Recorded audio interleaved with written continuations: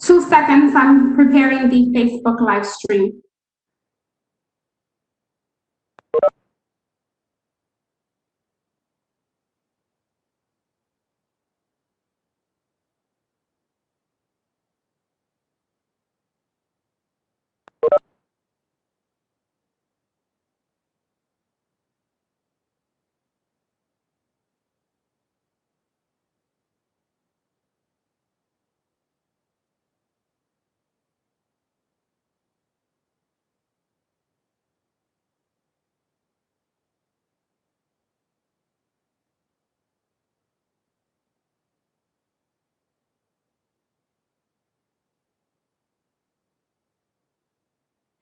Let me know when we're all set, Urida. Yes, I'm afraid that we're gonna have to start, and I'm going to have to stream as I go because I'm having low bandwidth issues at the moment. No worries. I don't want to delay any further. So, good evening, everyone. I'd like to call the Special Advisory Committee on Economic and Workforce Recovery to order for Monday, June 29, 2020. We have a full agenda here tonight. We'll just start as we have all of these advisory committee meetings with an update from our health director, Amy Kraus. So, Amy, it's all yours. Thank you. And again, thank you for having me. So currently the town of West Hartford has 692 confirmed COVID cases that have tested positive. 126 deaths have been associated with COVID-19.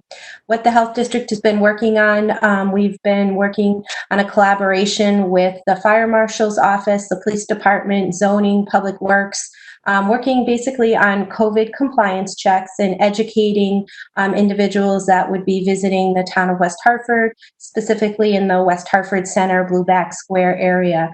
I actually did the walk on Friday with Mike Cinsigelli and some of his staff, and they were passing out masks, having conversations with individuals. It was a great educational opportunity. We're going to continue to do that off of the operations plan into the fall. Currently, some of the feedback that we have been receiving a little bit is individuals are unaware that they would have to wear a face covering when they're outside. A lot of individuals still think when they're outside that they shouldn't have to wear a face mask. So again, that's our efforts are now going to be devoted to that piece of the education, letting people know if you're outside, especially in a congested area, that a face covering is important. You did see the travel advisory come out. We have been receiving some questions whether or not individuals should travel, what states are included. So the staff have been working on fielding those questions. And I'd be happy to answer any additional questions that anybody might have. Does anyone have any questions for Amy about the occurrences? Mr. Williams. Amy, thanks for your report. Just a quick question on the face mask recommendation. I guess I'm one of those people. I thought the recommendation was just for if you can't socially distance. Am I off base? No. So again, great question. The problem is there's times where you might be walking and you might not be able to maintain that 6-foot distance. So being in the center, it's hard to be 6 feet away, especially if you have groups of people that are waiting for, let's say, a table at a restaurant or meeting friends. Again, it's important to have that face covering at least available so you can have it on in case you're starting to walk into a crowd of people. But again, a lot of people just feel that if they're outside, they shouldn't have to have one on, not anticipating that they're going to be walking into a crowd of people in the center. So that's our education efforts are going towards that now. Anything further, Mr. Williams? Thank you. Ms. Fay? Thank you, Deputy Mayor. Hi, Amy. Just a quick question. I saw something today about how they're counting COVID cases, and I was hoping that you could clarify. This might have been bad information, but what it said was that they would be taking the, through testing, or testing a lot more, they would take the new cases that resulted in positive, new tests that resulted in positive COVID, as well as people who had the antibodies. So maybe they had COVID in the past or what have you, and they were adding them together. Can you help us understand if there's been a change in reporting of the numbers? Yep, no, I have not, yes, so I have not heard that information. As of right now, the state is not counting the antibody testing. At one point they were, and then they went back to not counting it, but I have not been told through the Department of Public Health that those two tests were being combined by any means. I can definitely check and get back to you. Anything further, Ms. Fay? Thank you very much. Okay, thank you. Any other questions for Ms. Kraus? Seeing none, thank you, Amy, once again for your insightful and informative update. We truly appreciate it. Before we move on any further, I think it's appropriate at this point to point out who's on this call that I can see. And if I've left you out, just please let me know.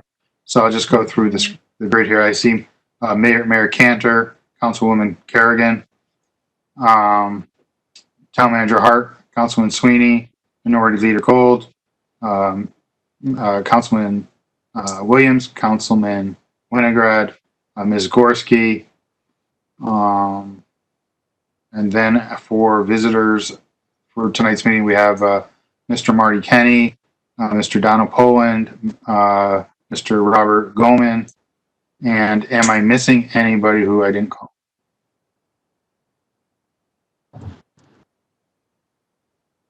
Okay, so that's it. So I just want to make sure we get that so we have it accurately reflected in the minutes. Before we go on to the next agenda item, I did want to ask the mayor if she had any remarks she'd like to make at the beginning of this meeting. Thank you, Mr. Davidoff. I just want to say that I think, right now, West Hartford is following. I want to thank the health department and the fire department for their commitment to educating people, especially in the center when people are gathered. We have been receiving a lot of feedback and concerns. And as we see around the country, places that have had people gathering, even outside, not to the, this is big gatherings, but they have seen increases in cases. I just there was urgent care, Doc's Urgent Care had a drive-through event on Sunday. They had 122 tests and all their tests were negative. So they were very grateful for us to helping them get the word out. But this is on New Britain Avenue in the Price Right Plaza. And it's a really wonderful facility that a great service for our residents all throughout town, but a really important area in town to have rapid testing, the only area in town that has rapid testing. And that's really all I have right now. I'm sure I'll have some input later, but I want to thank you all for being on the call. I look forward to hearing from Goman in New York, and welcome Marty, and I look forward to hearing from you. Thank you, Madam Mayor. Before we get into other agenda items, I do want to take a moment to thank Kristen Gorski for organizing the PPP webinar on loan forgiveness last week. I sat in for about 85% of it. It was well done. I relayed my thoughts to the manager. I thought it was done well. The people that were on the program were experts in their field and provided the necessary resources. And I was glad that that was being recorded and probably be played over so that other people, as they go through this process, will know who they can contact and what information is necessary. Because it may seem easy, but even to these professionals, they noticed that things were changing quite rapidly. So thank you for taking care of that and organizing that. And it was a job well done, and I appreciated your efforts on that. The manager has asked that he speak later in the meeting to give his update. So no qualms for me, unless anyone else has any qualms. Seeing none, we'll allow the manager to pass. And the next item would be just accepting and receiving the minutes from the meeting of 6/15/20. Has anyone have any objection to the minutes as submitted? Seeing none, we'll mark those as received. And we also received a communication from One Park an abatement cover letter. Everyone should have received that on board docs. So with that done, the next item on the agenda under new business is the summer youth engagement employment in the capital region agenda item. And before we do that, I'm going to take some prerogative here too. But Mayor Cantor, early on in this process, had this exact idea to develop a youth corps. I know Councilman Sweeney and Councilman Winograd were involved in that as well in discussions. And lo and behold, what happens out of the governor's office? An idea to have a what looks like a youth corps. So it just shows us that we are steps or miles or hundreds of miles ahead of other leaders running the state of Connecticut, in my opinion, because we knew that there was a concern as to what youth could be involved in and what opportunities could we make available to make that happen for them. So I don't know if Mayor Cantor or Manager Hart want to talk first, but just I'll let Mayor Cantor go first because I saw her hand first. Yeah, no, thank you. This is a really important addition to the Connecticut landscape and can help our nonprofits quite a bit. So 4 days ago, and I had heard that they were working on something, but this is really a wonderful model. I have 3 that did AmeriCorps programs, so I know the benefit of AmeriCorps and what they do. And actually, one of my sons actually brought an AmeriCorps program to the city of Hartford. But this is a partnership between the Hartford Foundation for Giving and AmeriCorps itself. And they will launch in August. So we're going to have to work with them to get the word out. But this is a program that will offer opportunities for high-impact service in response to COVID-19 public health emergency, provide a modest income and a stipend for higher education costs for young adults in Connecticut. Connecticut is funded again by the Hartford Foundation. I think $200,000 from Hartford Foundation and $800,000 through AmeriCorps, which also has corporate sponsors who help. And they are right now the Connecticut Commission on Community Service, which is part of the Connecticut Office of Higher Education, is overseeing this. So they're not sure about all of the nonprofits that are going to benefit from having core members, but they will train and they will add to the ability. So this is usually for 18 and above. Sometimes a gap year for college is appropriate. Sometimes it's after college, and then this is money for higher education. Sometimes it's not just a gap year, but a sort of that in-between year of between a sophomore and a junior year of college. So the variety of options is pretty broad. 18 is this is the cutoff that they've used before for AmeriCorps. Anyway, so we look forward to learning more about it. Jay, I know Food Share is one of the recipients, and Jason Jakubowski, West Hartford resident, is very excited to have this opportunity to also train young people. And a lot of these people will be leaders in the nonprofit world going forward. So we're really excited about that. And I will fill in more as we know more. And I would just advise current high school graduates or high school equivalent, or any person that is looking at opportunities for post high school. This is something that you might be very interested in, and I would urge you to research it. And we will help in any way we can. Thank you. Thank you, Mayor Cantor. Before we proceed, I just want to let everyone know that Councilwoman Blanks is detained at work. She works at the State of Connecticut Department of Public Health, and she'll join the call as soon as she's able to leave her work assignments. Mr. Hart, did you have anything you wanted to add? I do. Thank you, Deputy Mayor Matt Hart, Town Manager. Good evening, everyone. The Mayor Cantor has certainly been instrumental in terms of moving this issue forward for the region, and want to commend her for her leadership in that regard.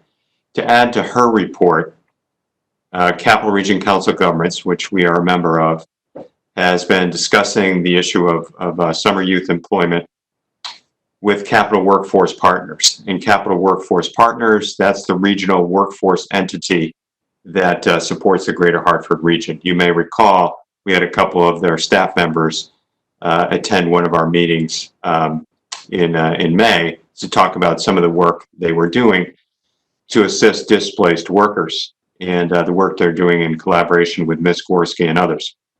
With respect to summer youth employment opportunities, the need is very, very significant, very significant. And looking at families who make under 150% of the poverty line in this region, there are probably 20 to 25,000 youth who fall in that category alone. What CROG has been able to do, working with Capital Workforce Partners and with the support of Governor Lamont's administration, are receiving funding for approximately 1,500 summer youth employment slots. In addition, CROG is working with Capital Workforce Partners as well as United Way of North Central Connecticut to provide volunteer opportunities for youth that would be looking for a job. Maybe they can't find a job this particular summer, but is there a volunteer opportunity within their town, within their region, that would qualify as work experience for them? Because we all know how important this early work experience is for us as we're in latter years of high school and in college. So United Way has designed a database, if you will, and a software program to facilitate this. And as part of this partnership, the municipalities would have a link from the town's website to this software program that's hosted by United Way. West Hartford will be one of the pilot towns for this service. We hope to get this up within the next week or so. So we'll be continuing to work on this over the next couple of weeks. Unfortunately, we won't be able to meet the demand, but a combination of CROG, Capital Workforce Partners, United Way, and others will be able to satisfy some of it. And the mayor and I can take any additional questions you might have. It looks like the mayor has another point to make. Mayor Cantor. No, I just want to thank Lyle Ray and his leadership for bringing people together. When I mentioned this on a executive team call, this was he moved on this very appropriately. And when we saw the numbers, and I think we all, I saw a couple mouths drop when we talked about 25,000 of our youth in the Greater Hartford region that are over 150% below poverty line. So this is a real need. And when we talk with other mayors in the region, they are worried about engagement for youth. So this is something we're going to have to really try to get people educated on. And Matt and I received the offer today to become a pilot town for United Way Link. So, and I myself did not know all of the opportunities through United Way. So this is hopefully it'll be very easy, and you can engage, as much or as little as you want, but maybe give some of our youth some structure and do some good for our region. So I think this is a great opportunity. Very excited that we had in such a short time be able to make some significant progress. Anyone have any questions, comments? Seeing none, I just want to say thank you, Sherry, for bringing this forward, and Matt help coordinating it. It is a very important tool, and I think will pay big dividends for those who are able to participate in the long run. And it just really reemphasizes for me the importance of being out front and being creative and being visionary and being willing to try new things, especially during this very, very uncertain time. So thank you. So that will bring us to basically the meat of our meeting, which is the One Park project. And we all should have received a memo from the town manager dated I don't know what date it was dated, but it came out in the board doc packet, as well as the report from Goldman and York. So hopefully everybody's at least read it and possibly printed it out. But I'll turn it over to Mr. Hart to lead this portion of the presentation, and then we can probably hear from those at Goldman and York, and obviously we'd want to hear from Mr. Kenny as well. So, and of course I want to hear from my colleagues too. So we'll have a lot of opportunity to discuss this. Is probably one of the most important discussions we've had during one of these advisory committee meetings. So this is our time. Had we been in the council chambers or around the table in the classroom, I'm certain the conversation would be quite engaging and robust. And I would anticipate this evening that to occur as well. So without any more from me, Mr. Hart. Thank you, Deputy Mayor Matt Hart, Town Manager. And yes, this is a very important topic for us tonight. One of the primary agenda item we have for you this evening. To assist me with the discussion tonight, we have Kristen Gorski from town staff. We have Marty Kenny from Lexington Partners, also representing the developer, Lex Laz. And we also have Don Poland and Mike Goman from the firm of Goman and York. They are the consulting team that has assisted the town with its review. So what we want to talk about tonight is a proposed tax abatement and a partial fee waiver, a partial building permit fee waiver to enable the one park development to move forward. I'm going to start off with a bit of an overview. Then I will turn to Marty. He has a presentation he would like to make. Then I will turn to Don and Mike to talk about the study that they conducted on behalf of the town. And Deputy Mayor, I will periodically pause for questions, and questions should go through you as the facilitator of the meeting. So with respect to an overview, just to set the table, if you will, and I'm going to briefly speak to the cover letter I have posted here. In the interest of time, I'm certainly not going to read for it word for word. Dryda, I'm sorry, that's Mr. Kenny's letter, which we will get to later. But thank you for sharing that. So this property, you may recall, because the council's had an opportunity to review it a few times in the recent past. The Sisters of St. Joseph, they've owned this property at 27 Park since 1898, a good long time. 22 acres of land. It includes a convent of approximately 185,000 square feet, a beautiful, beautiful historic chapel, and some very attractive grounds as well. Back in 2013, our veteran council members will remember, the sisters were facing some very difficult financial times.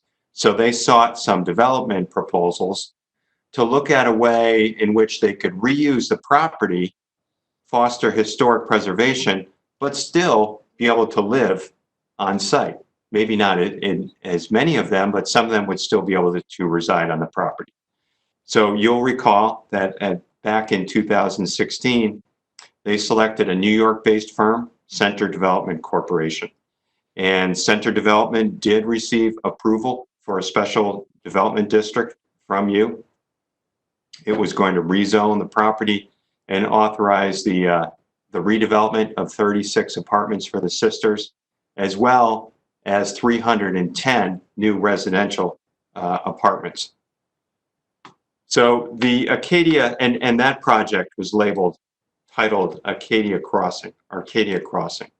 That development never came to pass. It never came to pass because the developer was not able to successfully obtain the financing they needed for the project, particularly in the form of anticipated historic tax credits. They discussed it at length, as I understand it, with the state, and never got the approval for those tax credits. And that really ultimately led to the demise of the Arcadia Crossing project. But the sisters wouldn't give up. they went back out to bid again. They sought more development proposals a couple years later, and they ultimately selected a new developer, Lex Laz. And that's a joint venture, which Marty will explain in more detail later on, of Lexington Partners and Laz Parking's development arm. So back in January of 2019, you reviewed Lex Laz's proposed project titled the One Park Development, and you unanimously approved it. So unanimous approval for a 294 unit residential apartment development, as well as 36 apartments for the sisters. There were some significant changes from what Center Development had proposed, some new architecture, reduced massing, in an effort to better complement historic features of that site.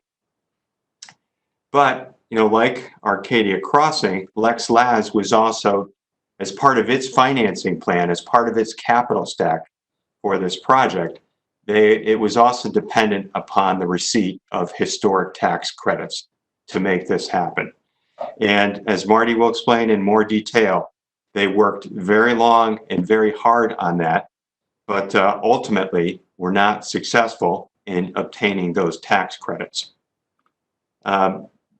Given the council's support of this project, as well as the many significant benefits for the town, we began a discussion at a staff level with Marty and his colleagues about the possibility of a tax abatement and a partial building permit fee waiver.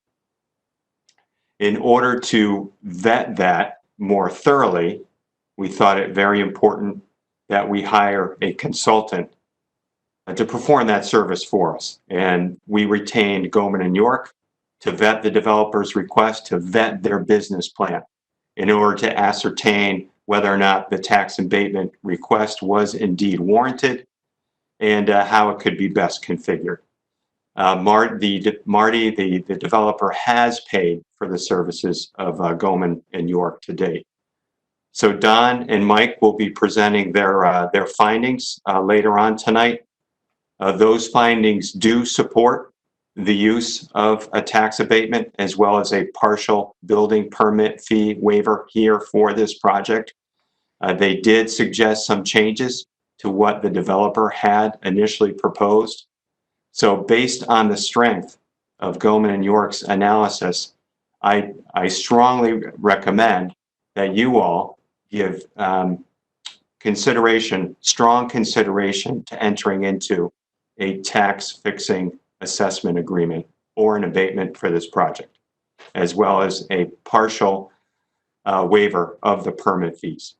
I fully understand that the town does not have a history, at least a recent history, of awarding tax abatements. Fully understand all the concerns about this.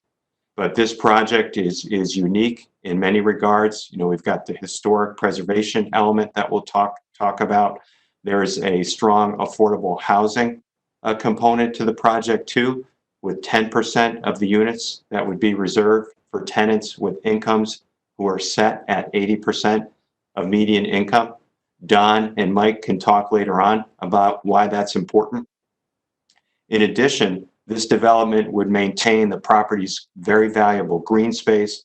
It would create some good jobs, and it would benefit many local businesses in the area of Park Road, Prospect Avenue, Kane Street, and other businesses in that immediate area, as well as across the town and across the region. And last but certainly not least, the development would allow a number of the sisters to continue to reside on the property in units that are dedicated for their use. So let me pause there. I would like to next turn to Mr. Kenny, Deputy Mayor, and then after Marty makes his presentation, I would suggest we pause for questions and then move on to Don and to Mr. Poland and Mr. Goldman. Thank you, Mr. Hart. Mr. Kenny.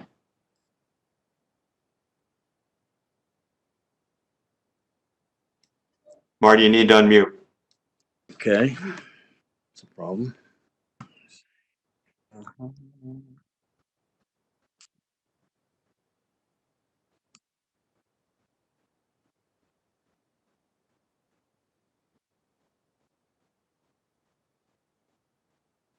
Mr. Kenny, go ahead.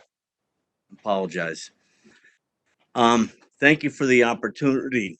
I thought it would be helpful to everybody. We last presented this project in 2019 to the town. So I thought I'd quickly review the development plan, which would help follow some questions, some that already came to mind when we presented. So, Matt, do we have the ability to put that up on the screen? We do. Just give Jerida a moment and she can do that. Thank you. Please let me know what I'm sharing. I have 3 attachments. It's the PowerPoint, Jerida. The PowerPoint from Mr. Kenny. That's the tax abatement. That's the Goldman study. There you go. There we go. So I just wanted a brief overview of the project, and Matt had mentioned that the historic was the stumbling block, and I want you to know right from the get-go, as a group, we studied very carefully what the state, and not so much the state, but really where the tripping point was with the National Park Service in Washington. It basically involved the addition of this building, which, the initial plan delivered by the Arcadia Group was another 2 stories higher than this. And it basically engulfed the chapel with a wing that went all the way to Park Road and Prospect. And with the direction we got direction from the town of West Hartford and Todd Dumas, and then we got direction from the state of Connecticut through SHPO, Julie Karmelik, who also gave us some good input and liked the initial design, because what we really did through the work of Amenta Emma Architects was, while using modern materials on the south elevation, which you're really looking into right now, which is the new component, we try to complement rather than overwhelm the existing architecture on Park Road. And quite frankly, we felt very good about it and felt it was vetted. But we got tripped up in Washington. There's been a change down there with a new reviewer for Connecticut over the last 2 years, and that individual has a different viewpoint than the people that have been working on it before. And some of the initial comments that we got on the previous plan, that person changed, and that's where we got tripped up on this thing. And the tax credit dollars would have provided $6 million of low cost monies to the project. And we got to the point after working on this for over 2 years and meeting and discussing a further submission, which the Sisters of St. Joseph actually accompanied me to that meeting, because they were really struggling to understand the nuances of all this and were very frustrated. And I wanted them, to hear it as we were hearing it.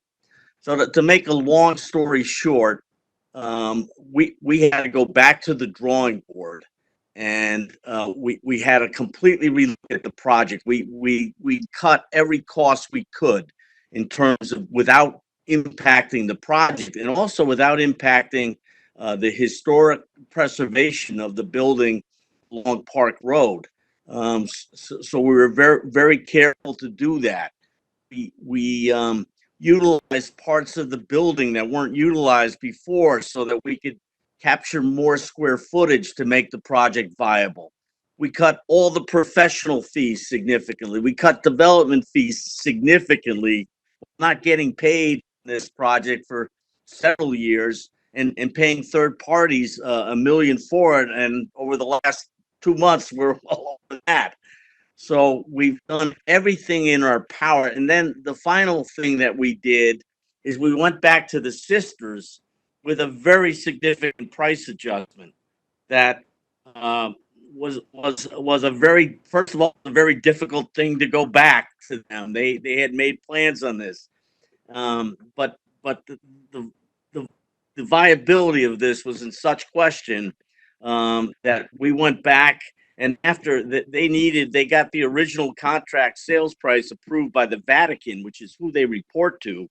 So they had to go back to the Vatican again this past spring to get this adjusted price done. And we knew without that it would not even be worth coming back to the town to. And now this is the last step. And we've been able, even through this pandemic, we've been able to line up the debt financing and the equity debt to continue this project. And I'll be honest, Alan Lazowski and myself, I've been doing this for 35 years, and I can honestly tell you that if it wasn't for the sisters, I could take it on the chin, and Alan could take it on the chin, and we'd move along. But there's a lot more going on than just that. And what's going on is we have some people that have been doing goodwill things since 1898 on this property who are trying to do the right thing in terms of not just selling to the highest bidder who might be putting a distribution center or something else in this site.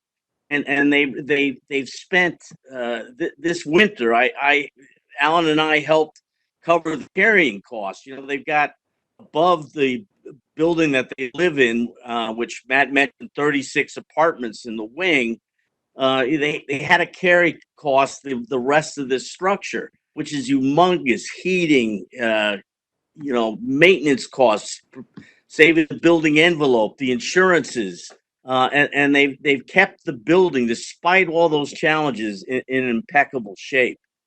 And you got to understand, while there's 36 apartments, I don't know if all of those units are currently occupied by the sisters. Many in their late 70s and early 80s, who have significant health requirements as well. So this is all the reasons. And then when you cut through all that, and that's nice to hear, but to me, if this property were not to be saved, be a devastating loss to the town of West Hartford.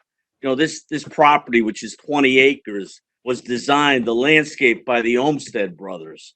And the beauty of this property, if you walk it, if you go to the cemetery, to the willow trees, to the property that runs back by the park off Ringgold, I think is critical to the future of this portion of West Hartford and West Hartford altogether. And the people that we feel could occupy this property would be an economic stimulus for the Park Road Business District and stabilize the immediate neighborhoods at a critical juncture.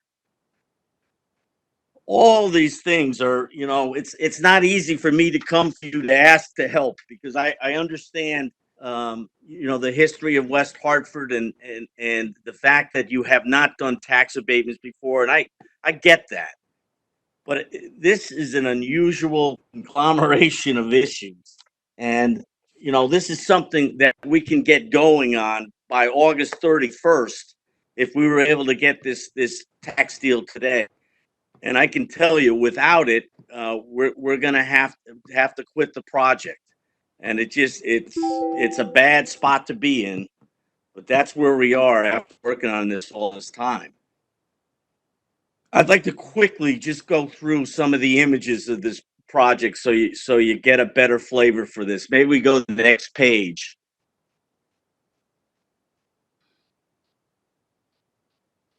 Like I mentioned, we keep moving, please. Thank you.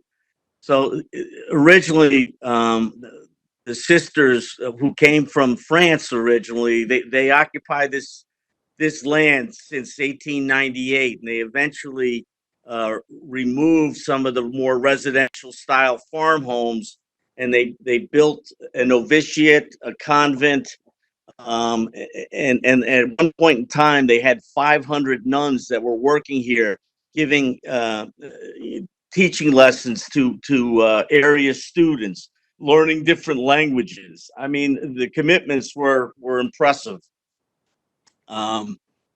You see pictures of the willow trees to the back. You see in the lower left-hand corner the portico.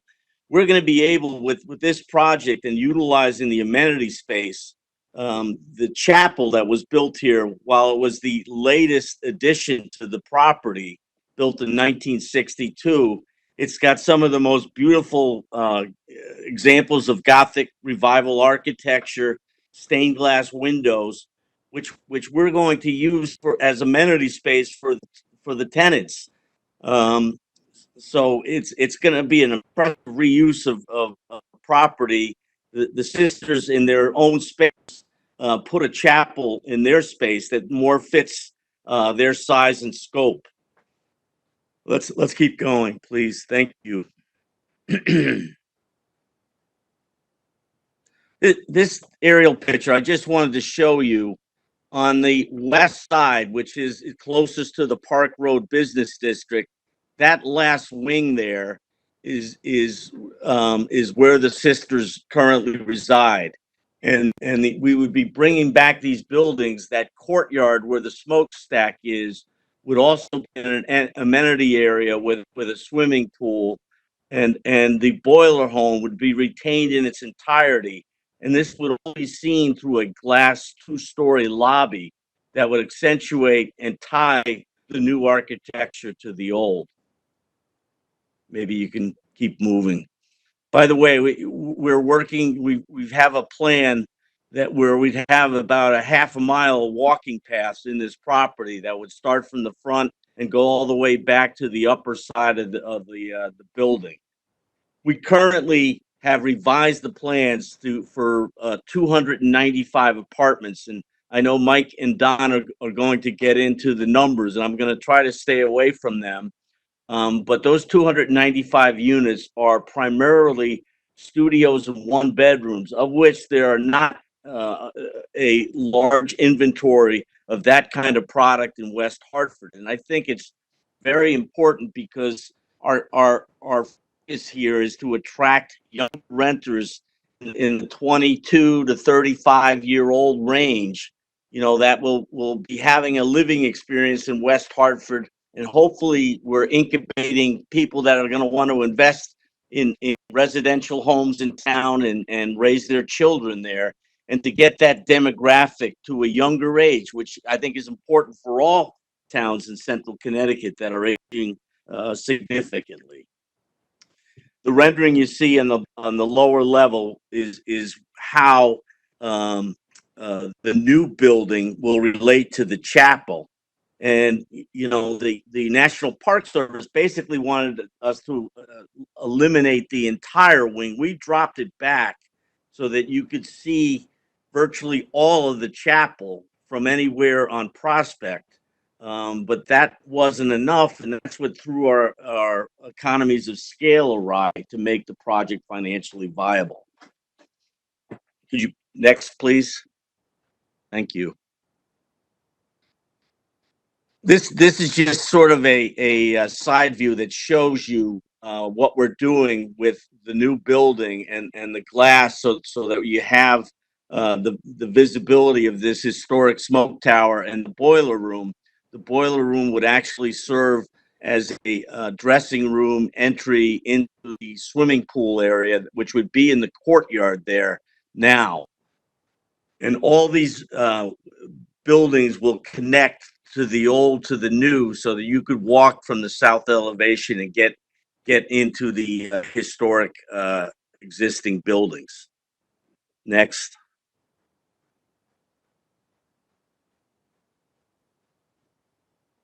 This is a sense, you know, the material, you know, we went through the design review board, which is one of the finest I've ever sat before, by the way.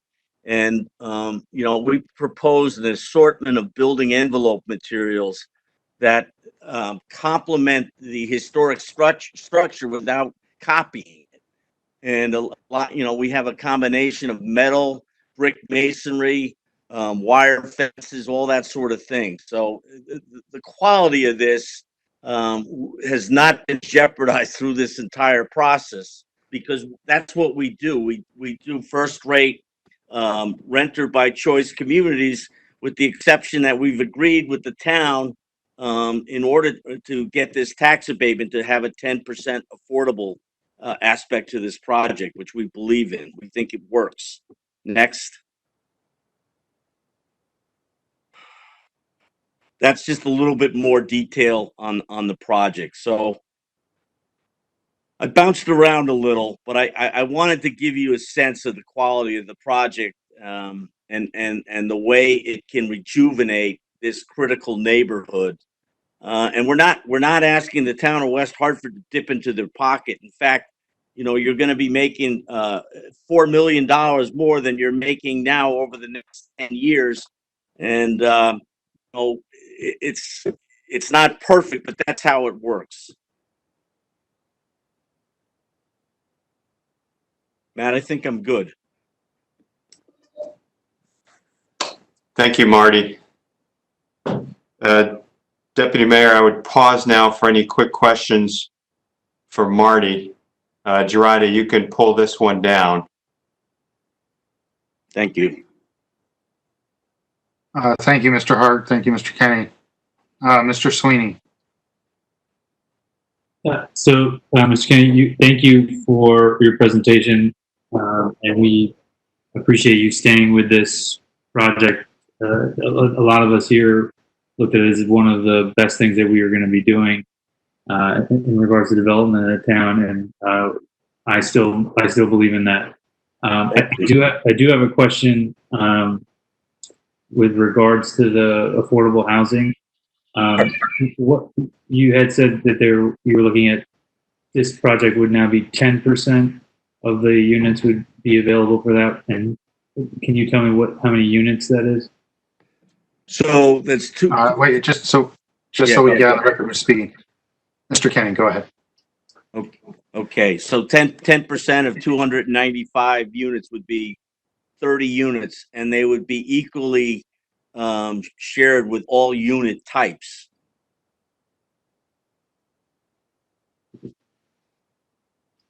Mr. Sweeney. Thank you.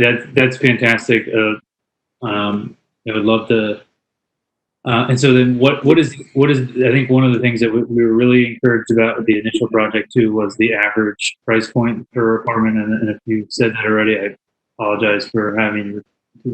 Well, you know, I'm going to let Mike Goman and Don touch on all the economic questions, because they've prepared every last inch of that. But roughly overall, per square foot rent on average for all the unit types is about $2.60 a square foot per month. Thank you, Mr. Kenny. Anything further, Mr. Sweeney? No, I guess I'll wait for the latter half of the presentation. Okay, thank you. Mr. Gold.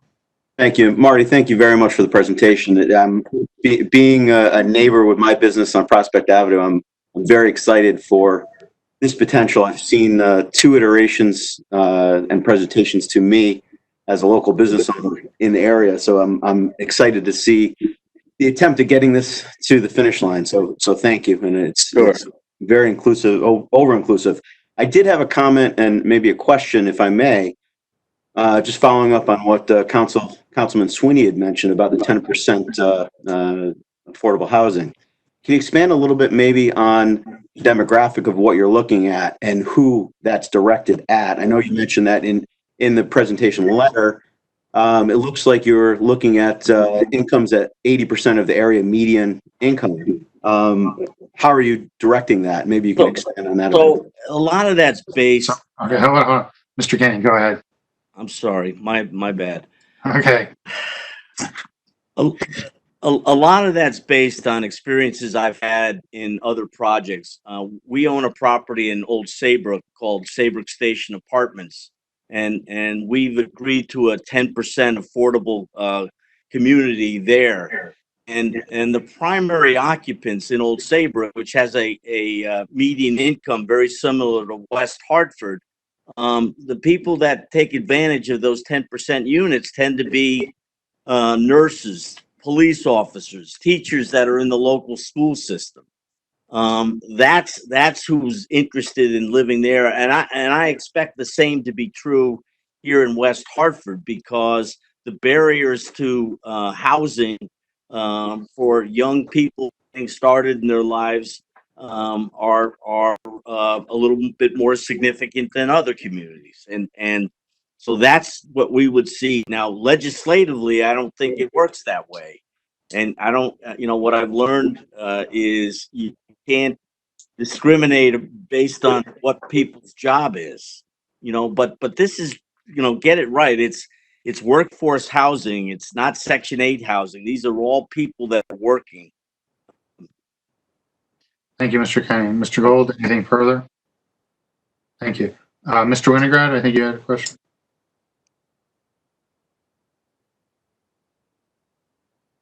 You just need to unmute, Ben. There we go. No, that was already covered. Thank you. Thank you. Thank you. Anyone else have any other questions? Mr. Williams. Thank you, Deputy Mayor. I just have a procedural question I'm confused about.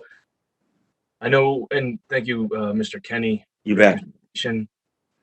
Just in terms of the town, I know we're looking at this proposal, but is there going to be a formal presentation moving forward or anything like that, that it's coupled with the tax abatement issue? Because it's weird, because it's not really a zoning application, right? It's the abatement issue that we have to act on. I'm just like clarity procedurally as to where we're going, what is the intent of tonight, and then what are next steps. Thank you. Thank you, Mr. Williams. I think some other people may have had the exact same question. Mr. Hart. Thank you, Deputy Mayor. Matt Hart, Town Manager. So we want to be able to discuss the proposed abatement and building permit fee waiver in committee. And if you all are supportive, in order to implement a tax abatement, we would need what's called a tax fixing assessment agreement. So that would need to be approved by the town council at a town council meeting in public session. So tonight we want to review the concept, and Mr. Poland and Mr. Goman's presentation, I think, will be very informative to you as well, to help you determine whether or not you think this is warranted and something you want to support. If it is something you want to support, again, as I said just a moment or two ago, we would ask Corporation Counsel to draft a tax fixing assessment agreement that you would consider at a council meeting. Thank you, Mr. Hart. Anything further, Mr. Williams? Anyone else have any questions? I have a question. So the Sisters of St. Joseph have been residing on this property since 1898. And at some point there was construction done to provide them with 36 apartment units for their own space. And if I recall correctly, I remember asking at one point, would these spaces be such that these would be condos or something in perpetuity for the sisters? Because I don't think their order is increasing in terms of numbers. I think, unfortunately, they're aging out, and other sisters aren't coming in their place to replace them. So I don't recall what the answer was. I think Attorney Pearson may have been one of the people present to answer that question, but I think my understanding was that the sisters would still retain an ownership in those 36 units. And Mr. Kenny, would you have any insight on that? Yes, I would. That's a very good question, Counselor. And what we're planning on is creating a commercial condominium community where the Sisters of St. Joseph would retain title in the building that they presently occupy, which is separately metered, has its own separate generator, and legally they would have a condominium fee simple ownership interest in that part of the land. And we also, because you're absolutely right, the sisters are not growing, their membership is declining. We have the ability, the right of first refusal to purchase at fair market value that property in the future. So that hopefully we could round out those residences for, multifamily 90-10 use for apartments. And thank you for that answer. I think that clarified that part. Do you know if the portion where they're currently residing, they've had all the renovations that are going to be done? Because I remember at one point, I remember the number that there was going to be like 36 doors in a hallway or something. I don't know. Yeah. The comment just sticks out in my memory. But has all that work been done in terms of their living space? So the sisters were able to sell a high school that was part of their order in Stamford, and they used those proceeds to fully build out their space. So that's 100% complete, where their property ends, and it's all, completely done. So the answer is yes, that's 100% complete. Would it be possible for you to get us some photographs of the sisters'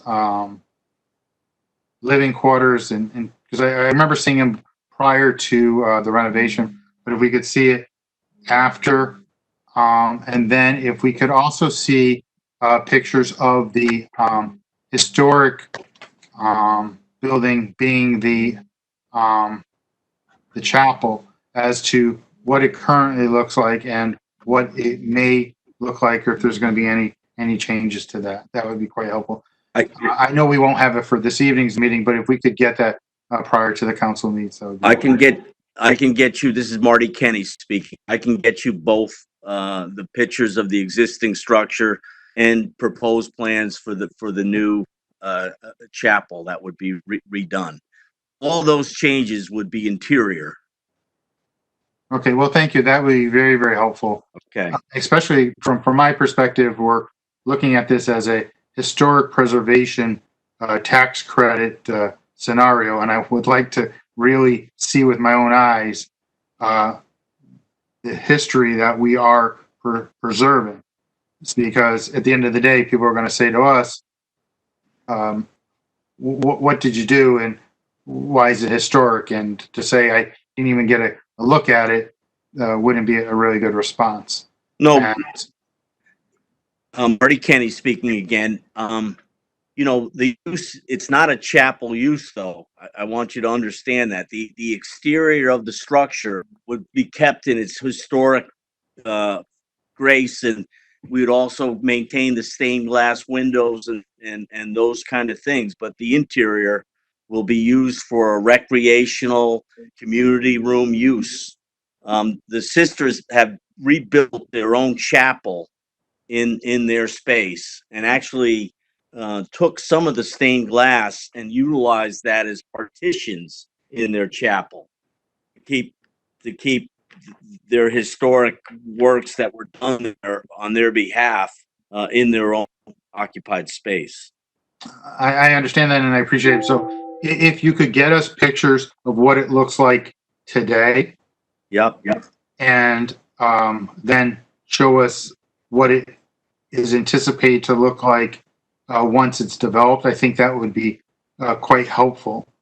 Okay. I understand that the outside is not going to change much in terms of the outside appearance of the way it is, and that when you're standing on Prospect, you got a very good view of that chapel, because that's the key component of the historic preservation. But Right. I'd like to see what transformation what it currently looks like inside and what it's going to transform into after. I understood that it wasn't going to still be used as a chapel as they had moved on to that, but I think that that's an important aspect to really understand and to appreciate it. And the reason I ask this is not so much just for your application, but should somebody come along and ask for a tax abatement in the future, I think there needs to be some criteria that sets this particular project apart from others, so that the refrain isn't, well, one park got a tax abatement. What are you going to do for us? So Right. I think that's very important to get that up front before we even decide on that. So if you could assist with that, that would be greatly appreciated. Do that tomorrow. Thank you. And then Mr. Hart, if you want to receive that, if you could send that out to the members of the council, that would be wonderful. Will do. Okay, thank you. Any other councilors have any questions? Looking around, seeing none. Okay, we'll move on now to Mr. Hart. You may want to make the introduction for Goldman and York. Thank you, Deputy Mayor Matt Hart, Town Manager.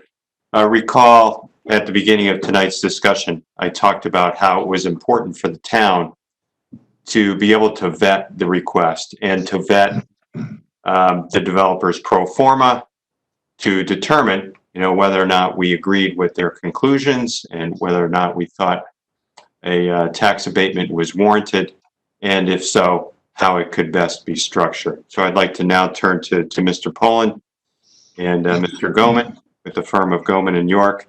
And Don, if you could please tell Jerida, who's moderating the meeting tonight, which slides you want to use and when to advance them. Sure. Thank you, Matt. Also, thank you, Deputy Mayor David Off. My name is Donald Poland. I'm with the firm of Goman York. Along with me tonight, as already introduced, is Michael Goman, and I'm going to provide what will hopefully be a relatively quick general overview of our presentation. So for Jerida, that is the file that I believe it starts CT. Yes, this one. And I've noted page numbers that I'm going to work from, so I'll just ask you to move to page 3 as the first slide. So I think it's important to mention here, because especially with Marty's presentation and kind of the history of this, as you know, a prior development didn't receive tax credits, the historic tax credits, and Marty fell short of securing those. And I want to point out here on what is essentially the third paragraph on this page, which it says it preserves the historic chapel while it reduces the amount of rentable building area to about 66%. I think this gets at the conversation that was just had related to maybe what is part of the need of the tax credits, the tax abatement request for this property, and why it's actually a challenging property. Typically with a rental development, we anticipate about 80% of the square footage to actually be rentable. That is, that it will generate income. Due to the chapel, the most historic aspect of this site, and the preservation of the chapel, that reduces the rentable area to about 66%. That means that 34% of the property is not generating income for the developer. Therefore, that weakens the stance of the development. So a couple other things I want to point out here on this slide. One is in the bottom right-hand corner, we show you a table which has the Marty Kinney's request for the tax abatement, which was structured over 10 years, years 1 through 3 at 100%, and then ratcheting down 10% per year out to year 10, finishing at 30%. I'll talk more specifically about why later on. But for now, I just want to show you that when Goman York went through our analysis, we ultimately settled in on a tax abatement structure at 100% over the first 3 years, and then 80 in year 4, 70 in year 5, 50% in year 6, and holding that 50% through ultimately to year 10. And as I said, I'll explain that in more detail in a moment. Or later in the presentation. So then also requested as part of this was not just looking at the tax abatement, but also a look at the permitting, the request for the permit waiver, which I will discuss at the end of this. But in that box there with the building permit fee at the top, we then see the return on investment without the tax abatement. And the first is with the developer's numbers, and then the second is with our numbers. And then the next one down, it says return on investment with recommended tax abatement and developers' numbers, and then our numbers. And I'll explain these in more detail as we move through the report, but I want to just lay out here that we did this kind of comparison between what the developer asked for and then how we approached it. So if we could move to page 7.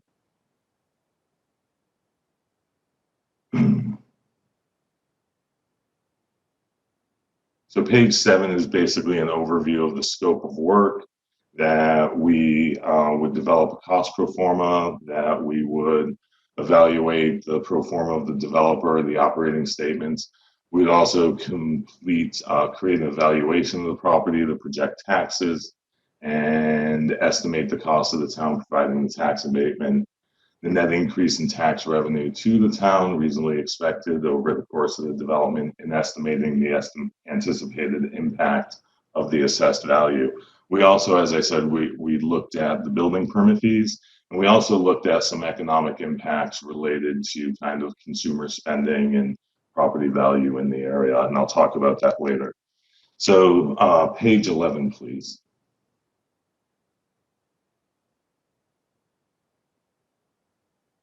For us, this is always our starting point of reviewing any kind of real estate development project. And it's extremely important to understand that real estate developments must achieve high returns to be attractive to investors. And typically that is somewhere between 12 and 18%. Keep in mind here, anything close to 8 to 12% is running a little bit weak on the weak side, and anything up at 18% is doing really well. Public incentives such as tax abatements are often necessary to achieve the returns required to attract the required equity capital. Otherwise, the project may not get built.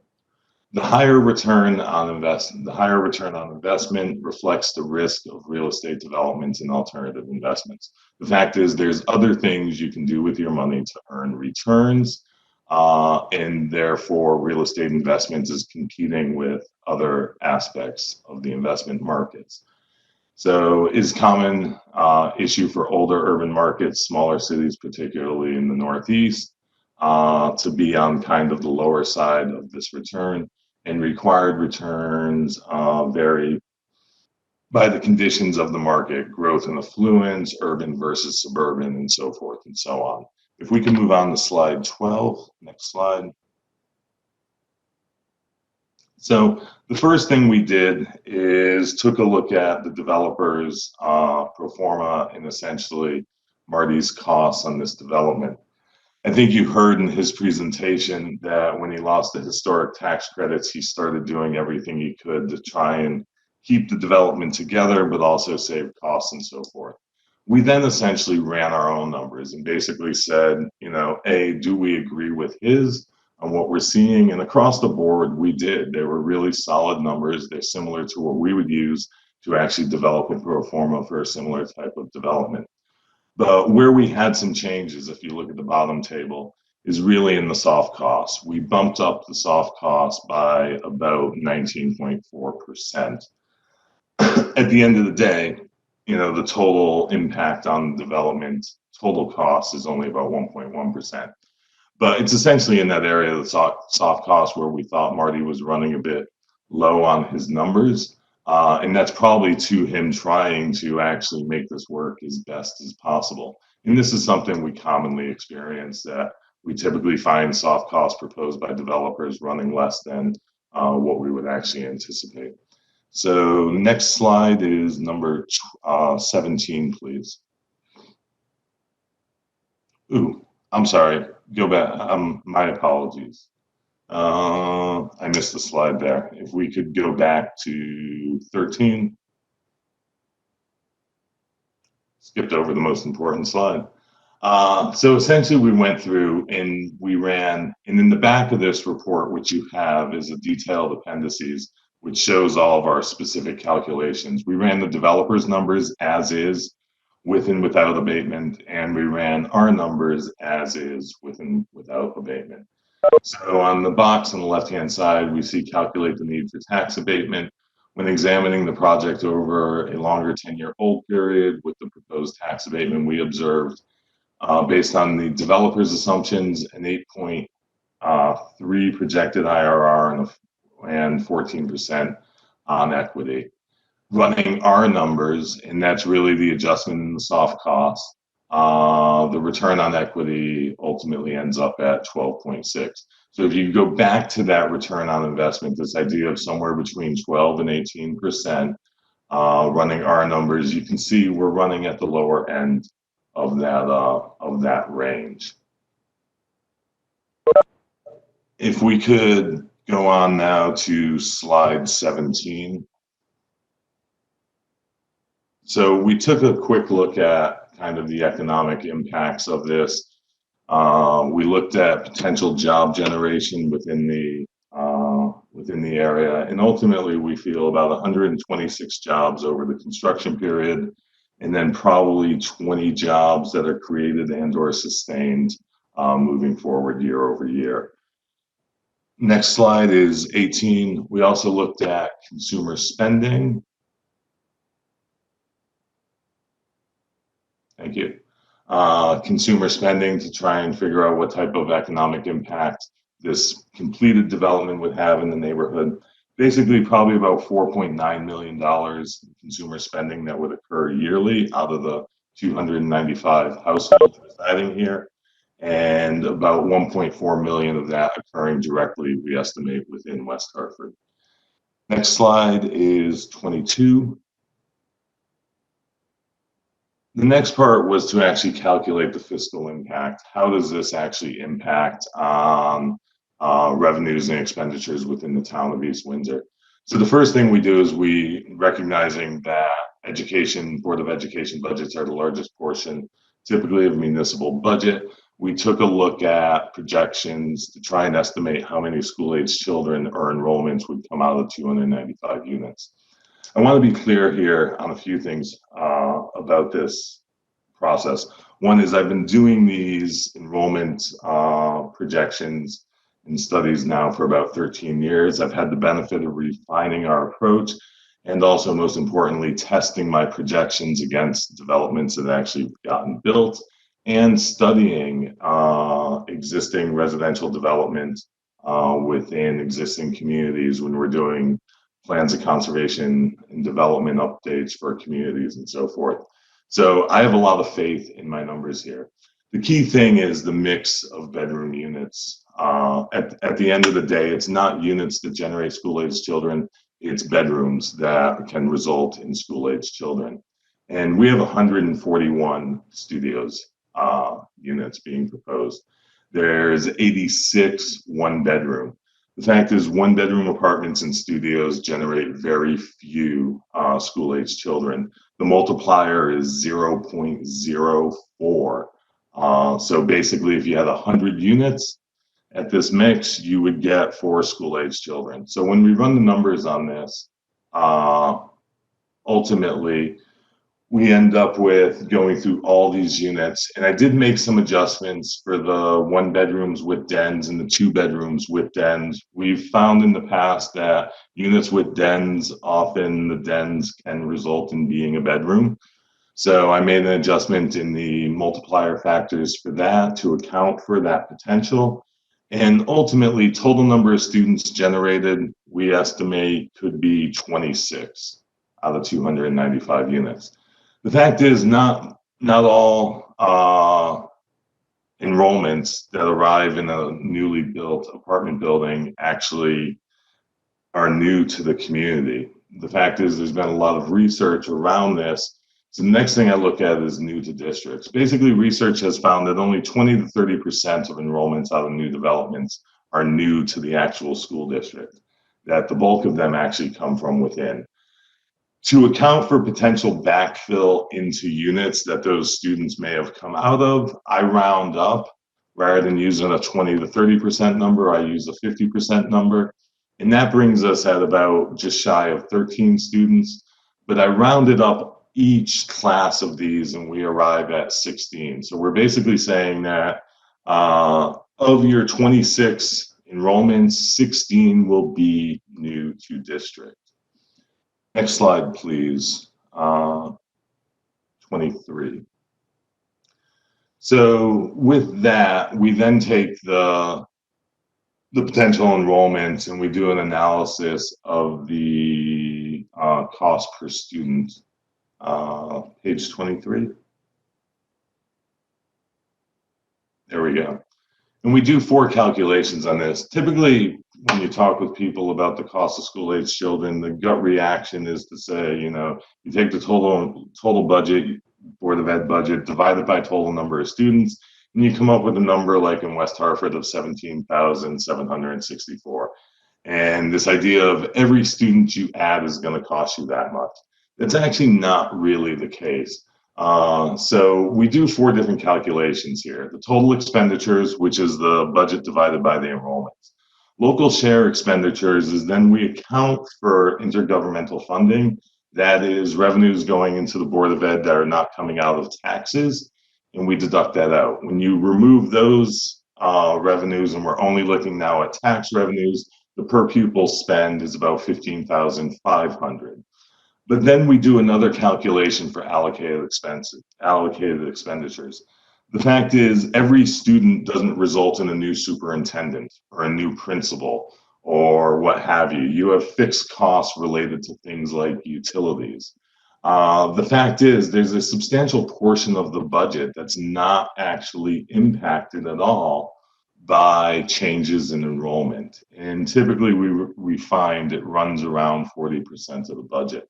So we make another adjustment there, and then the new to district adjustment for 16 students versus the 26 as being the actual impact.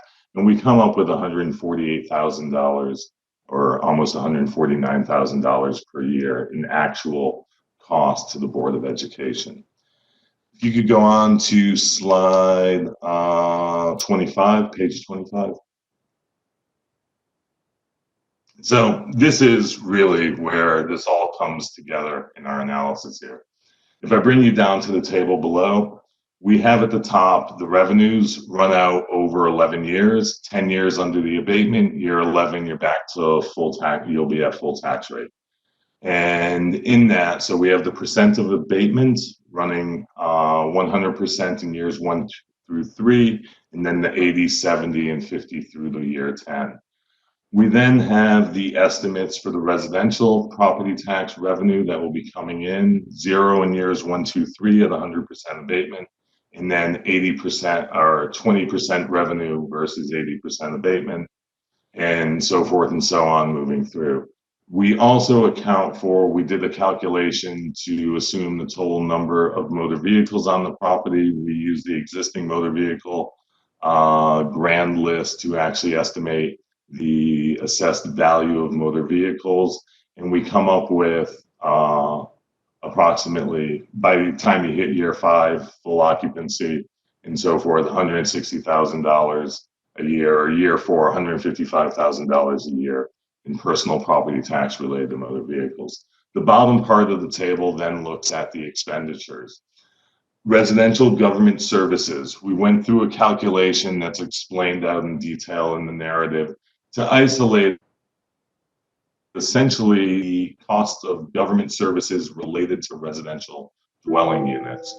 And we run that out. We play the number down in years 1, 2, and 3 because we recognize years 1 and 2 are probably going to be full construction years.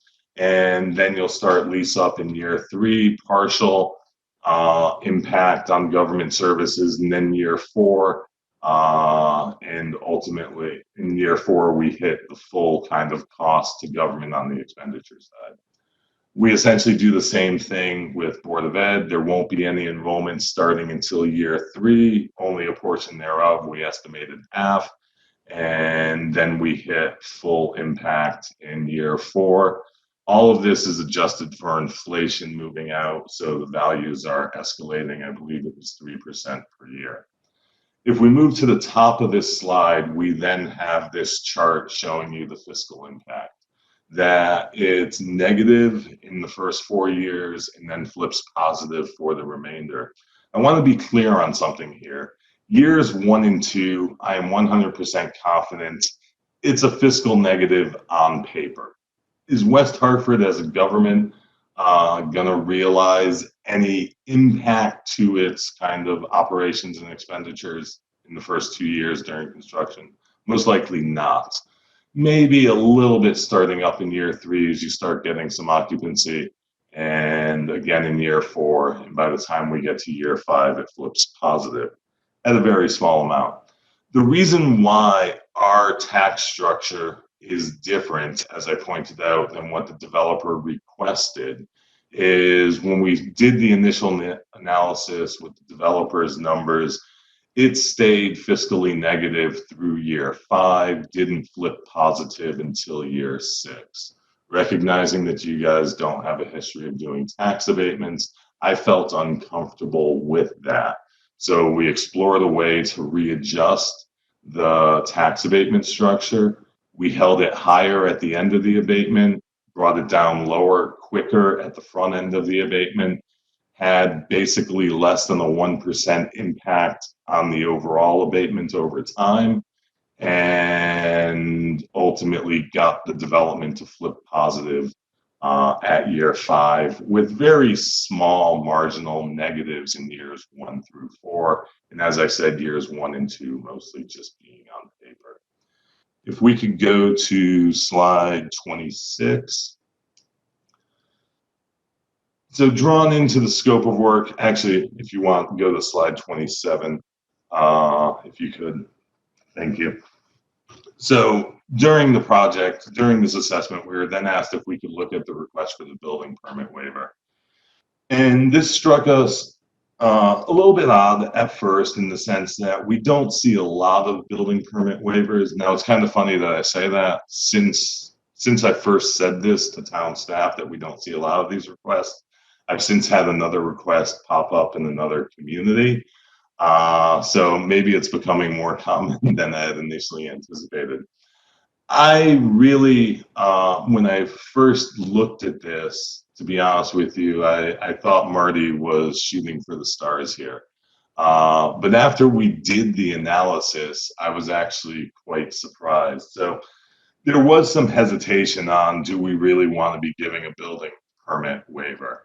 So we ran the pro forma numbers on the development without the waiver, putting that $500,000 or so as Marty having to raise equity for it on the front end.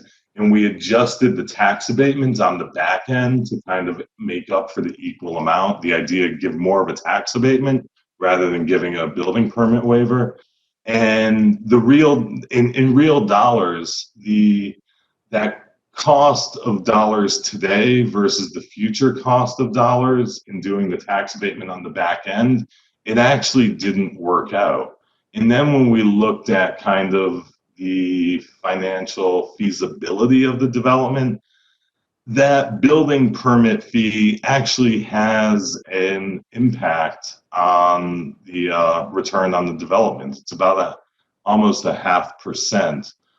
So that 12.4 that we had on the front end on our numbers, 12.4 equity return, actually dropped, or it was 12.6, dropped down to 12.2. So that abatement actually does have a real effect on here.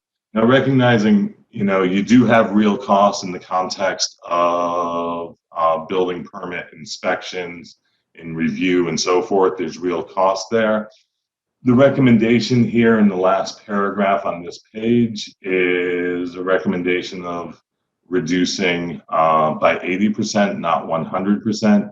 That being said, I want to say, if you gave the full 100% waiver, it would result in a stronger position on the development as a whole. Last thing I just want to note quickly, as Marty had said, this will have 10% affordable units. Essentially, 30 of the units will be at 80% AMI, which also, just so you know, when you go back to the idea that the chapel is actually bumping up the non-leasable space, and then you add in the 10% affordability, which means the rents are less, which means the revenues coming in off of those 30 units is less than what would typically be projected. Those are the two key things that make this development kind of different than if, say, it was coming in on a green field with no existing structure and just building it up. So that historic preservation and the affordability components actually do kind of soften the position of the development overall. With that said, I will stop here, and please feel free to ask questions of both Mike Goman and myself. Thank you, Dr. Poland. Before we go to Mike Goman, there was a question as to a basic point as to what is a tax abatement. Somebody asked on Facebook if we could explain what a tax abatement is to get some clarity there. And then if we could also get some clarity as to what you mean by soft costs so that we could understand that as well. So I don't know if Mr. Hart wants to answer or Dr. Poland. Matt Hart, Town Manager. Thank you, Deputy Mayor.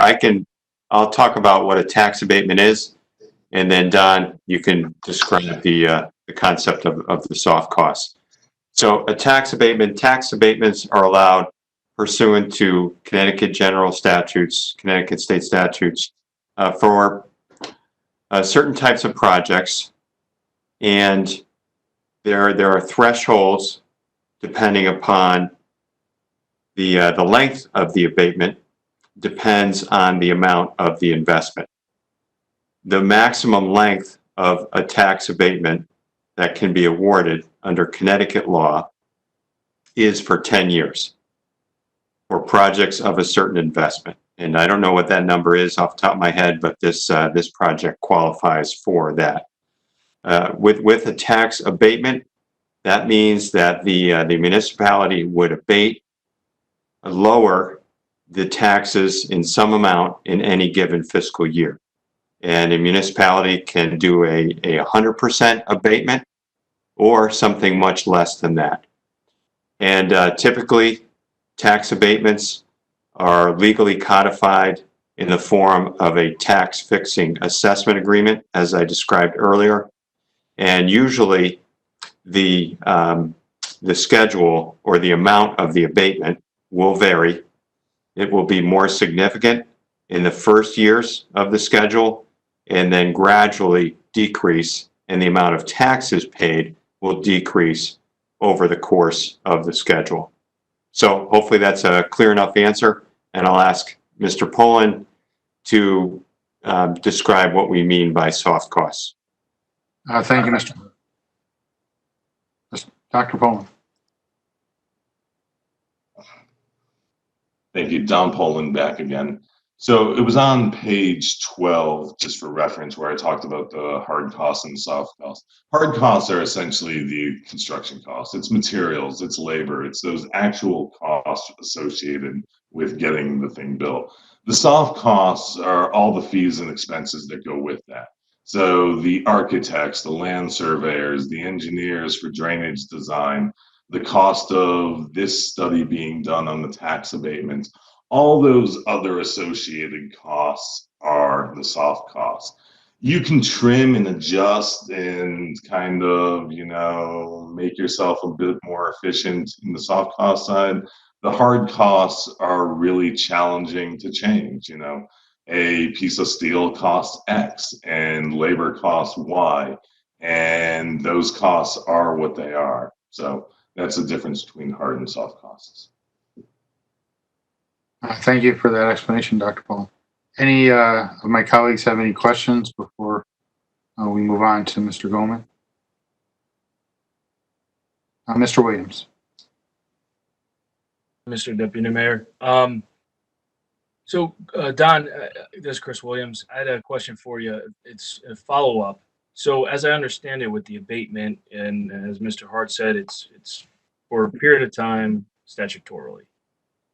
Can an applicant who gets an abatement, once it is allowed, then come back to the council and ask for a supplemental or new abatement beyond the initial? Does that ever happen? So in other words, you're in year 4, right? And the financial situation looks a little bit different than you had anticipated. Can the applicant then come back and say, look, we need to revisit this instead of 10 years? What we're going to need is 14. So technically it's longer than the 10 years, but it would still be a new 10-year period. Do you understand my question? All right, thanks. Dr. Paul. Thank you, Deputy Mayor. So first off, I can't think of any experience I've encountered with a developer coming back and asking for an additional abatement or an extended abatement. From a legal perspective, I would assume we are still bound to the 10 years, that agreement couldn't be extended out for another, say, 4 years, as you used your example of. Ultimately, I would say check with your legal counsel on that. But I believe the agreement is the agreement, and maybe there is some chance for some adjustments to it within that 10-year period, but it's rare and haven't encountered it. Mike, if you have anything to add to that, please do. Mr. Goldman? Yes, Mike Goldman, Goldman, New York. I suppose that someone could come to council at any time, really, with any kind of request. You have no control over that. Someone could appear before you and ask for something. So it's possible. I've been doing this kind of work for 40 years, more than 40 years. And in that time, I can only think of one instance when someone came back at the end of a tax abatement period and asked to extend it. And in that case, what the circumstances were that the original tax abatement was done as a way to catalyze a very large, several hundred acre development. And the municipality used the tax abatement to get what they thought was an anchor tenant to go on that property, to be the first to go on that property. And the anchor tenant understood that there was supposed to be follow-up development and many more things would be built around it, none of which ever happened. So at the end of that period, they were sitting there with the balance of the property as a green field after 10 plus years. And they came back and asked for it to be extended. That's the only time I can think of an extension. Thank you, Mr. Goldman. Anything further, Mr. Williams? Mr. Hart. Thank you, Deputy Mayor. Matt Hart, Town Manager. So in response to Councilor Williams' question, a tax fixing assessment agreement is a legally binding agreement. And under state law, you cannot extend the statutory maximum. So the maximum that's allowed in Connecticut is a 10-year schedule for projects of this value. And that's what we're requesting. With respect to a modification to the agreement that's approved, that would need to be approved by both parties, but you could not extend it beyond 10 years. What you could consider is if the developers were to construct a subsequent phase of the development, if they were to seek to build more units at a later point in time, that arguably could be treated as a separate project, and they could potentially seek a separate abatement for that subsequent phase. But again, if this were approved, it could not run for more than 10 years. In order for it to be amended in any way, that would require the agreement of both parties. Thank you, Mr. Hart. Mayor Cantor. Hi, thank you so much for the analysis and for the walkthrough, and Marty for your commitment to the town and to obviously to the sisters. I just wanted to follow up on sale of the property. If the property were to sell in the interim of the 10 years, can you explain what might happen, what the options are? Mr. Hart, do you want to give it a go? I can start. Actually, I thought the mayor was posing that question to Mr. Kenny, but just Matt Hart, Town Manager. In terms of what the current zoning is, I believe it's single family. You know, conceivably, the property could be developed for a subdivision. Mr. Kenny also talked at the beginning of his during his presentation about the potential for some type of distribution center, which I think would require a rezoning on your part. These sisters, if a project like this is not able to come to fruition, they really would have very little choice but to demolish the historic elements of the property. They would move on, and we would look at either a single family subdivision, potentially, as I talked about, or potentially some type of commercial use that I believe would require rezoning. Thank you, Mr. Hart. I think Mayor Cantor has a follow-up question. Yeah, actually, that wasn't my question. Sorry, Matt. It was a little bit. I meant if the property were to sell during the tax abatement period, not now, during the tax abatement period at year 5, would the new purchaser would they be subject to the tax abatement, or does it reset based on the owner as opposed to the development itself? Matt Hart, Town Manager. Sorry, Mayor, I didn't understand the question. Typically these run with the land, and it depends on how you structure the tax fixing agreement. But that is typical. If there's a transfer in ownership, the benefits of the tax fixing assessment agreement would run to the new owner. But they need to be able to comply with the terms imposed upon them as well.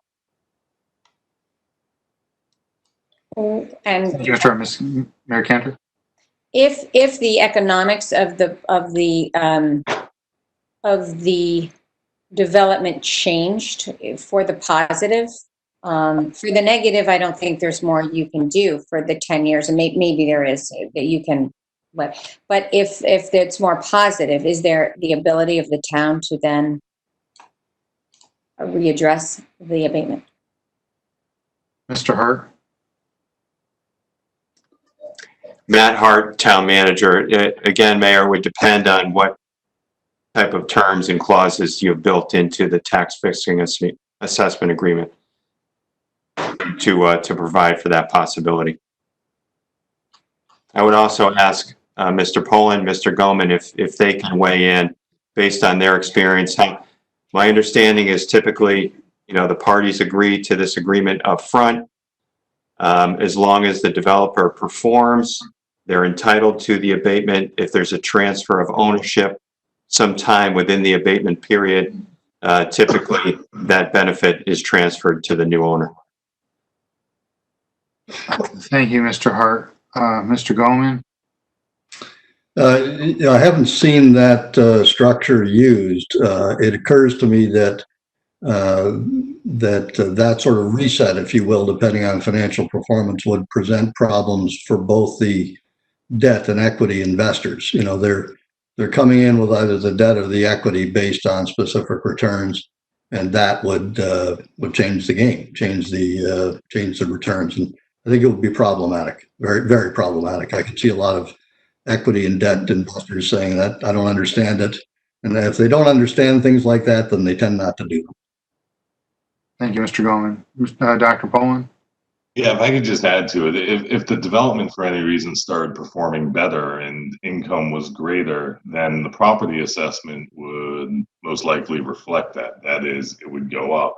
So if you look at our table on 25, just to say in year 6, we have the residential tax revenue coming to the town of $651,000.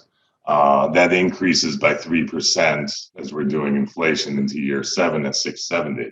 If you had a reval at that point in time and the property was now valued more, that amount is going to increase based on the reassessment. So you will realize some value. You're not getting the full value because of the abatement being in place, but some value would be realized. Thank you. Thank you, Dr. Poland. Councilwoman Kerrigan? Thank you.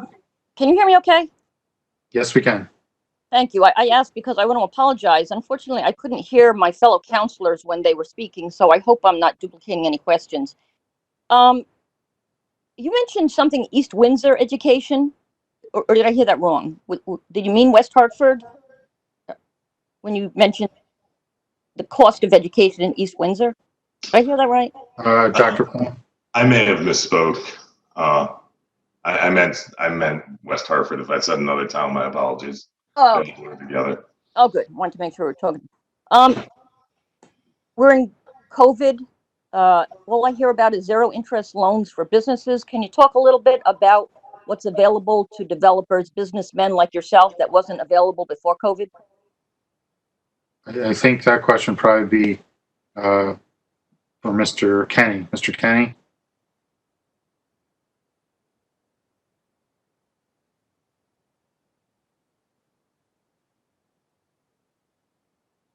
Mr. Kenny, are you there?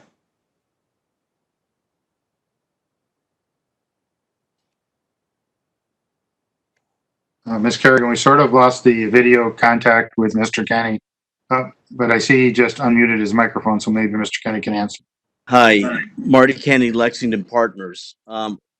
Really, what's happened since COVID-19 is commercial real estate lenders have significantly reduced their activities in the marketplace due to uncertainty. So while interest rates are still very favorable, there's no 0% loans, and commercial banks are lowering their leverage, meaning instead of lending at levels of 75%, they're now going down to 65 and 70%. And even though the cost of money, like if you looked at a LIBOR rate, is down very low, the spreads that they charge have gotten higher to deal with the uncertainty of the marketplace. So we feel very good that we've been able to maintain our loan commitment to finalize this project in light of everything that's going on, both here in Connecticut and around the country. Thank you. Thank you, Ms. Kenny. Ms. Kerrigan? Yeah, thank you. I would assume that both yourself and Laz have particularly good credit when it comes to borrowing money. You're very successful businessman in your own right. Another question, have you spoken to DOH or CHFA with respect to programs that are available to developers for workforce housing? Thank you, Ms. Kerrigan. Mr. Kenny? No, we haven't gone via DOH or CHFA because, you know, prior to running up into the wall with the historic tax credit portion of this, you know, we were doing a strictly market rate project, and the affordability was requested by the town administration as a way to come up with a mutually favorable tax abatement proposal. So CHFA or DOH, and I must tell you, you know, this has been under contract now for over 2 years, and timing is becoming critical. And we're trying to get this closed this summer so we can close on our financing before something else happens. It's a very uncertain time. Thank you, Mr. Kenny. Councilwoman Kerrigan?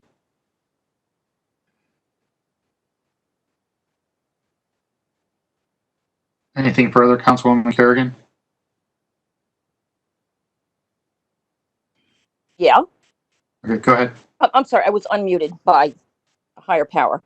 Yeah, I don't know. Yeah, I know there's all sorts of weird controls here. So on the workforce housing, and again, I apologize if one of the other councils asked this question. You said 80% of AMI. Is that West Hartford's AMI, or is that Hartford's AMI, or is that Connecticut's AMI? That's West Hartford's AMI, Marty Kenny. Okay, so what's the dollar amount on that? What's the income? Dr. Poland, do you have that? Dr. Poland? Yes, thank you. Just give me one moment. I have two files open here. So this gets complicated. So basically, I calculated on our affordable calculations. I calculated based on the Hartford region's median AMI. Your town AMI is almost identical to that. There's very little difference between it. So, but at the end of the day, depending on kind of which agency or whatever, you know, if you go to CHFA, they use median family income. If you go Department of Housing, they use median household income. These numbers vary a little bit, so there's no exactness here. But generally, household size is then looked at in the context of whether it's a one-person household or a two-person household or a four-person household, usually all the way up to 8. So there can be a range here of a spread, but at 80% AMI, the median household income for a one-person household would be 54,000. At a four-person household, it's 77,000. At the end of the day, based on this development, I wouldn't expect households in excess of probably most likely three-person households. Maybe there'll be a 4, but you're somewhere probably between kind of 60 and 77,000 where you're looking at median household incomes. So this is definitely, you know, this is not low-income housing. This is middle-class housing. So what's the dollar amount for, let's say, a 3-family in order to qualify to be in that? The rent amount, is that the question? Yeah, what's the actual income amount that I'd need to have in order to qualify for the units? If it's a 3-person household at 80% AMI, it'd be somewhere approximately around $69,000. Okay, so $70,000. Okay, thank you. Yep. I'm curious, this 12 to 18% return on investment, and I certainly have the utmost respect for everyone that tries to increase their return on investment in any way they can, but I'm not a developer, so I'm kind of curious, how long has 12 to 18% return on investment been the standard, the benchmark for a developer? Has it been up? Has it been down? It seems, given where we're at, it seems high, quite frankly, but I'm interested in the history. Would that be Dr. Poland? I'm actually going to kick it to Mr. Gomans. I think Okay, Mr. Goman. better qualified. Sure. Mike Goldman in New York. That's a good question. The expected internal rate of return, IRR, and then equity IRRs are really a function of the base rates. So Mr. Kenny a minute ago mentioned a rate called LIBOR. It's a common rate still in use to denominate real estate loans. And real estate loans, or any loan, are if they're LIBOR denominated, are based on a spread, if you will, an increase over the base rate of the LIBOR rate. And that spread reflects the market's perception of the risk involved in the investment. So, for example, if someone was buying bonds in a utility company, that's probably perceived as a very low risk. So the spread over the base rate, in this case we're using LIBOR, would be relatively low. At the other end of the scale is speculative real estate development, which is what we're discussing here. And it tends to be perceived as fairly high risk for a lot of reasons. Primarily it's that the process of developing real estate takes years. As Mr. Kenny pointed out, they've already been working on this for 2 years. I think the projection is that the earliest it would open would be 2 to 3 years from now. So there's a 5-year start to finish spread when the equity is at risk, and a lot of things, as we've seen, can change very quickly. So the market tends to look at real estate, speculative real estate development as a very high risk proposition, and they price it that way. So the spread over LIBOR is pretty high. And your question was, does it go up and down? Yes, absolutely. When I started in the industry, some people maybe on this call would remember when interest rates were in the 20% range. And you can imagine what the internal rates of return were required then to reflect the risk perception and the spread over the base rate. So Yes, it's an unusual environment, the very low interest rate risk. But regardless, real estate development done on a speculative basis is seen as a high risk process. Thank you, Mr. Golan. Thank- Councilwoman Kerrigan? Yes, I'm sorry. I just want to make sure that I understand. So the return on investment is not the expected return on investment of the investor, meaning Marty and Laz Parking, but instead it's the ability to get a loan because the lender will see that they're going to get 12 to 18% return. No, it's sort of both. There's the debt portion, which is the lender, and that tends to come at a little bit lower cost because that tends to be a contractual agreement that where there is less risk. The risk capital is the equity capital.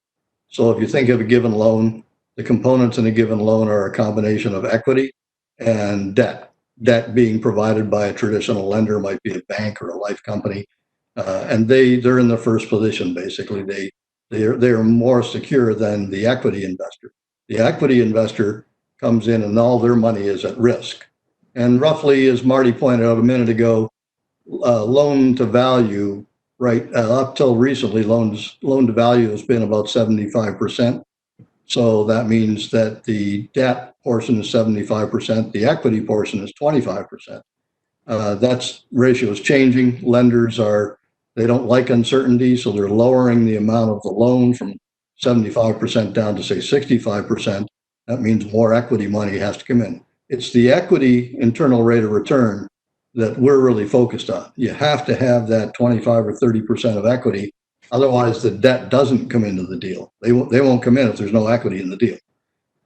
So it's that equity internal rate of return that requires the 12 to 18%. The actual debt might be, 7 or 8%, but it's the equity internal rate of return that's the primary focus.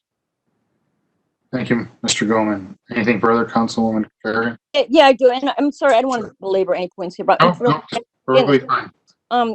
when Acadia came before us and they were agreeing to house the remaining nuns until they passed away.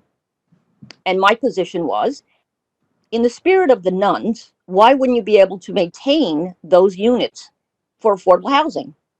And they argued that they couldn't make the numbers work. So I'm kind of curious how you came forward with a deal that includes workforce housing or affordable housing. Where did that come from? Because when you first came before us, that wasn't part of the deal. So why has that become part of the deal? Mr. Kenny? Yes, that came with negotiations with the town of West Hartford leading up to this call. The request was, could you consider a 10% affordability in your template? So when we figured the debt cost, we figured the equity cost, we figured the tax abatement required, the price reduction in the land.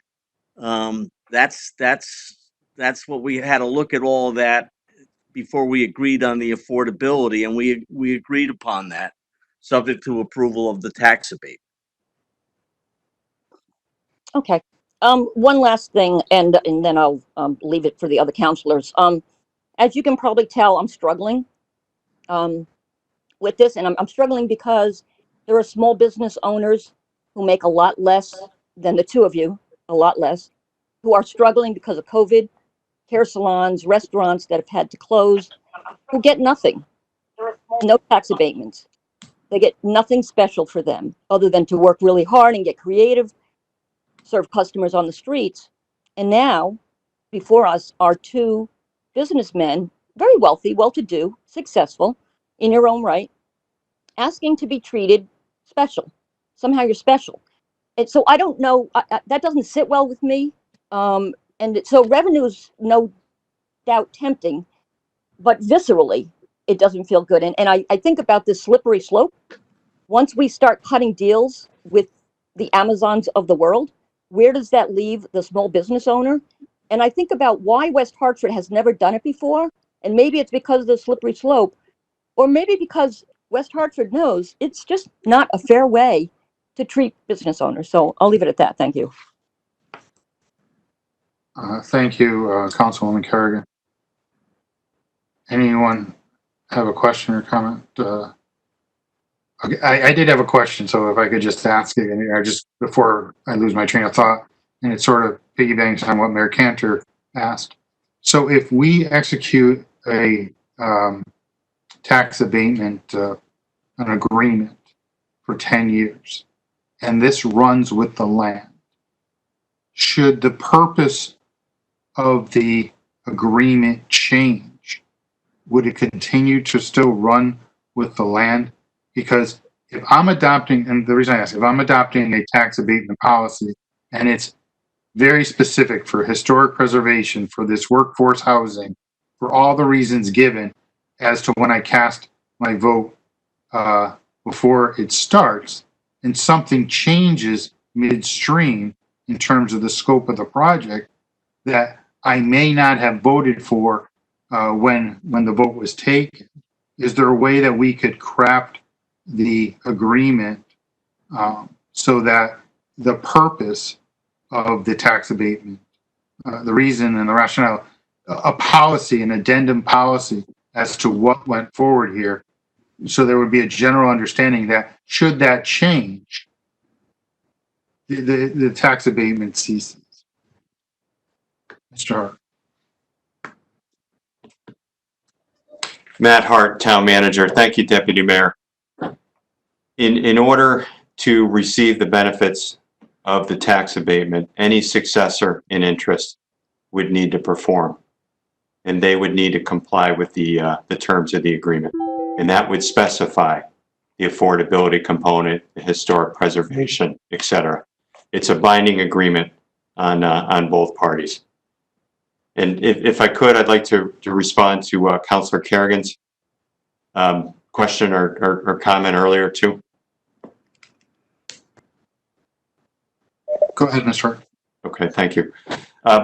Councilor Kerrigan, I don't want to put the onus for the tax abatement idea on the developer. You know, this is something that we've been at a staff level discussing with them in order to preserve what we see as a very important and ultimately beneficial project for the community. You know, we talked about some of the unique aspects of this project. Tax abatements, you know, they are an incentive, if you will, a tool that municipalities can use. It's an investment on the part of the town in order to receive a future return. And it's something that municipalities need to be careful about. You know, if you're going to award a tax abatement, you know, best practice is to do so very, very judiciously, where you think appropriate. So the affordable housing component was one element where we saw that could also benefit the town, in addition to the historic preservation of the green space, the other economic benefits as well. So municipalities around Connecticut, they will utilize a tax abatement. West Hartford has not, probably for the reasons that we've talked about. You know, a concern about precedent, a concern about slippery slope, if you will. Municipalities that do more routinely utilize a tax abatement as an incentive, they will often craft a policy under the terms and conditions in which the town will consider it. You know, we don't have that here. That's certainly something we could consider for the future. So, you know, at the beginning, I talked about how I thought it was important and urged you to give strong consideration to this because of the benefits we see associated with this particular project and based on the strength of Goldman and York's financial assessment. Thank you, Mr. Hart. Ms. Kerrigan, did you have another question? I did not, but thank you for asking. I appreciate that, Deputy Mayor. Okay, thanks. Mr. Winograd. Thank you, Deputy Mayor. So I have two questions. First, in terms of the affordable housing, and I'm not sure who this gets addressed to. Specifically, how would that work? That'll be either deed restricted units, and I know there was something in the memo about the housing authority. But so practically speaking, how will those be administered and guaranteed? Mr. Kenny? Sure. So we would have an agreement with the town of West Hartford that would be overseen by the West Hartford Housing Authority, in which we would be renting 10% of the units of every type to residents that qualify for affordable housing. We would file, I believe it's either monthly or quarterly reports with the Housing Authority, and they will oversee those reports submitted by our property management company to make sure that we're in compliance with affordable housing offerings through the 10-year term. So the West Hartford Housing Authority would basically be the agency that oversees our monthly reporting. Thank you, Mr. Kenny. Mr. Winograd? Yes, thank you. I'm sorry, for the 10-year term, or? Yes. And what about after that? Right now, it's a 10-year term. So that's the length of the agreement that we agreed with the administration of the town of West Hartford to have a 10-year fixed term for affordable housing. And that would revert after 10 years? Yes. Okay. The other question I have, I'm sorry, that should have gone through you, Mr. Davidoff, but I jumped in. The other question has to do with the, again, the slippery slope. Aside from sort of saying no to the next developer who asks, who doesn't have the affordable housing and historic preservation aspects to it, is there any other way that we can sort of close that door? We don't want to have, obviously,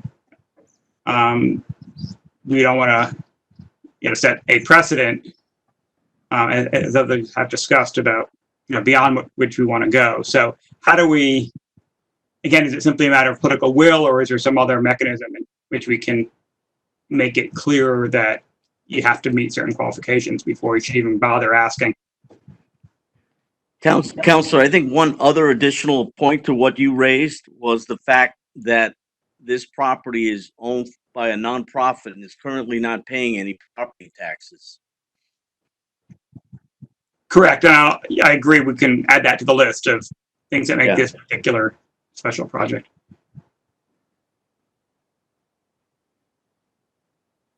Mr. Winograd, were you looking for a response? Yes. Again, I guess from Matt was going to answer in terms of, again, is there a mechanism to avoid the slippery slope, to make this sort of a, whether it's a policy of ours or something else? I mean, obviously any council can vote on any individual request. But is there some way to limit the application of this in future cases? Mr. Hart? Yes, thank you. Matt Hart, Town Manager. So responding to Councilor Winograd, a couple things. First, entering into a tax fixing assessment agreement for this project would not create a legal precedent for the future. But municipalities that do want to employ abatements as a development tool on a more routine basis generally have a policy in which they set out the parameters under which they will consider an abatement. And, the policy can, as we've already talked about, It can have an affordable housing component. It can only be of projects of a certain level of investment. You might have various open space type incentives as well, job creation type of incentives. I would also ask Mr. Poland maybe to elaborate on what he has seen in other communities with respect to a tax abatement policy. Dr. Poland? Yeah, I mean, at the end of the day, as Matt said, it's kind of the policy sets forth what you want. So it can really be whatever you want it to be. It can be as generous and as restrictive as you want it to be within the confines of the statutory language. But, there's communities that, I hate putting these out there because I don't want to put out ideas in anyone's mind. But there's communities that do tax abatement policies with local share of employment, with minority and women-owned businesses, with all these other caveats.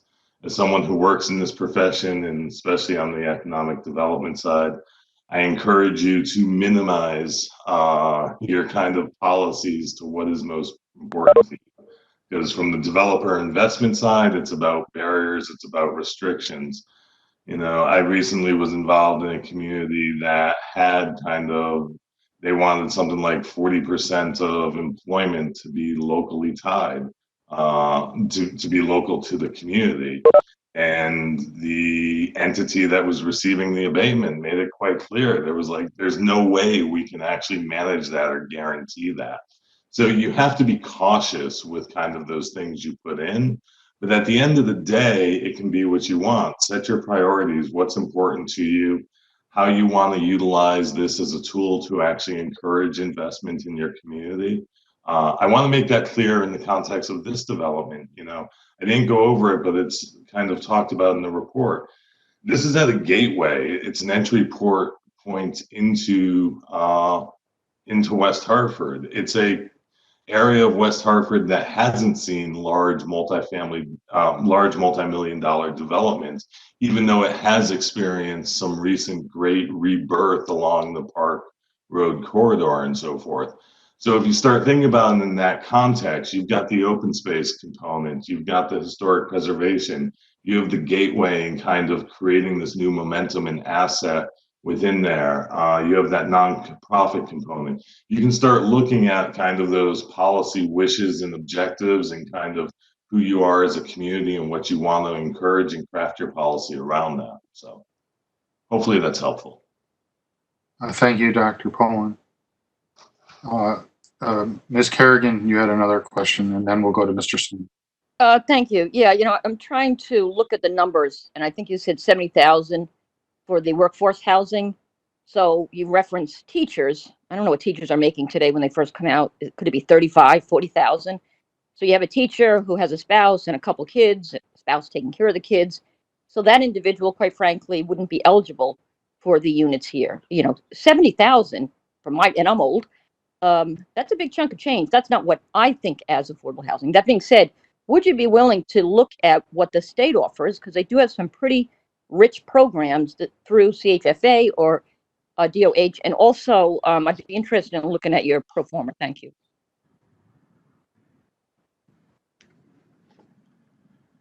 Dr. Poland? Yeah, before, Marty's going to have to answer on looking at the state programs, but I just wanted to say a couple things about kind of affordability and so forth and how median household income plays out here.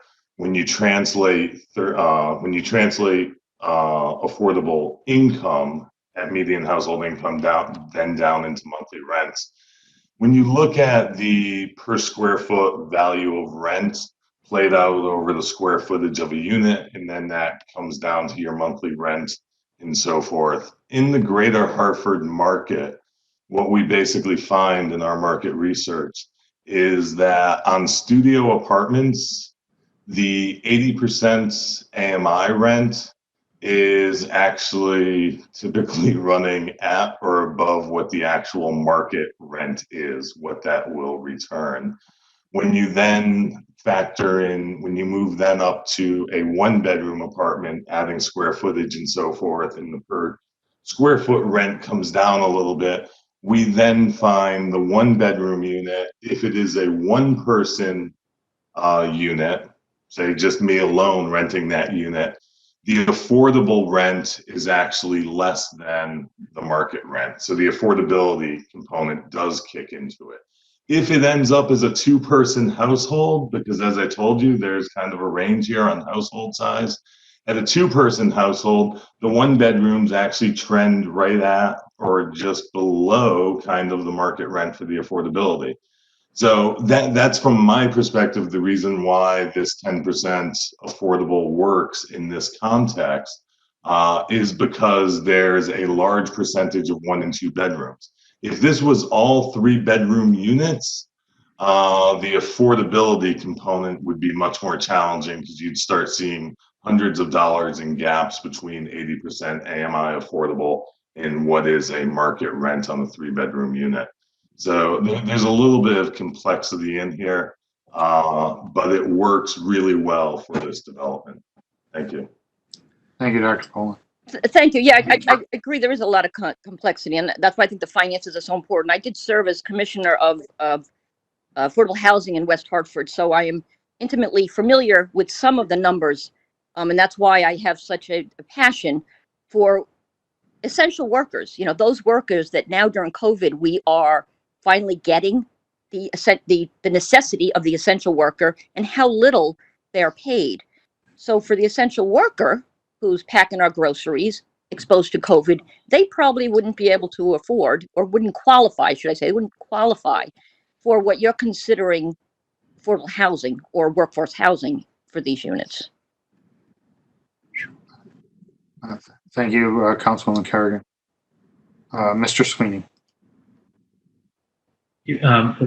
Just Councilwoman Kerrigan's point, is it the number that we're using here for the affordable capping at a certain income? Is that right?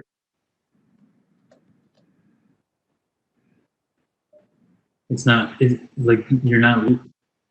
If you make less than, or you're not prohibited from applying. Mr. Kenny. Could you repeat that question, Councilor Sweeney? I'm not quite sure I'm following it. So for the units to be at workforce housing salary, what is the number that you can't make more than X, right? It's not, you can't make less than. That is correct. It's 80% of the median household income, which is what, you know, we proposed a draft abatement to factor that in, and that was the rate. So that's the good point that Councilwoman Kerrigan brought up. I just wanted to clarify that I think that this is a cap on income, not a limit for who can apply. So I mean, I think to that point about who's in there, I think Councilwoman Kerrigan is also concerned about who's in there in regards to what kind of jobs and who does that concern to. I think obviously people that are making somewhere in the range, and between 40 and that 60 range are kind of the sweet spot for this workforce housing. That's correct. Right. So those would be the ideal people, and I think those would be, those are people that I think the town has done a really big job of trying to recruiting families that are trying to do that, to take advantage of the school district and really change, I think, some of the trajectory for their family in regards to getting them into the school system. But again, one thing I wanted to make sure I heard, because I remember you kind of went through a lot of this stuff initially in your first hearing, but I remember the average rent for the single family units was, can you just walk for the single family and the 2 bedrooms?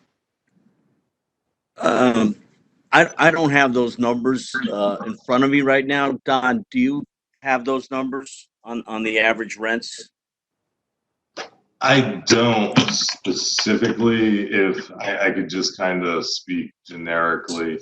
So why don't we get those sent to the council tomorrow with the other items that were Okay. requested.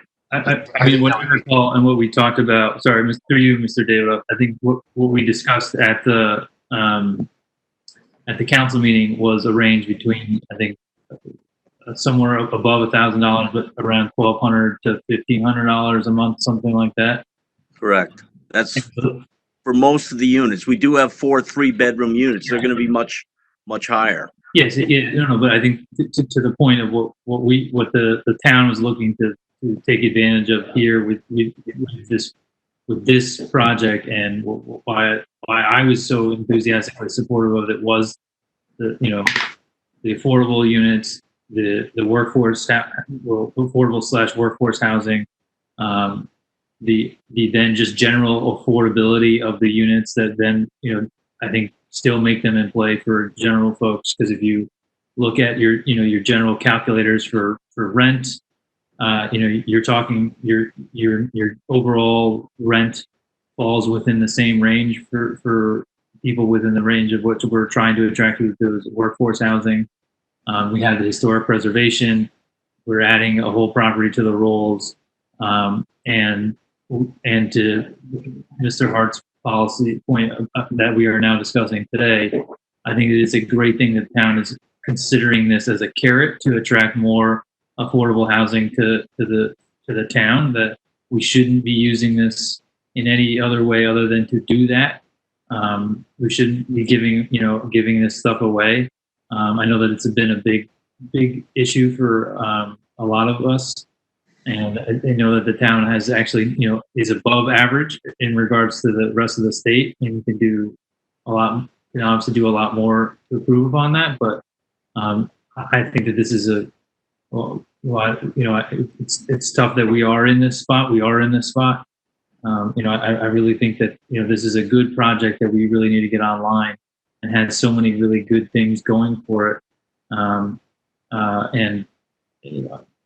I would love to see that area developed, and that, as we talked about when we first were talking about this project, this is a welcoming sign. This is a gateway. This is a connection to what Hartford just did with that park, with the new Parkville Market.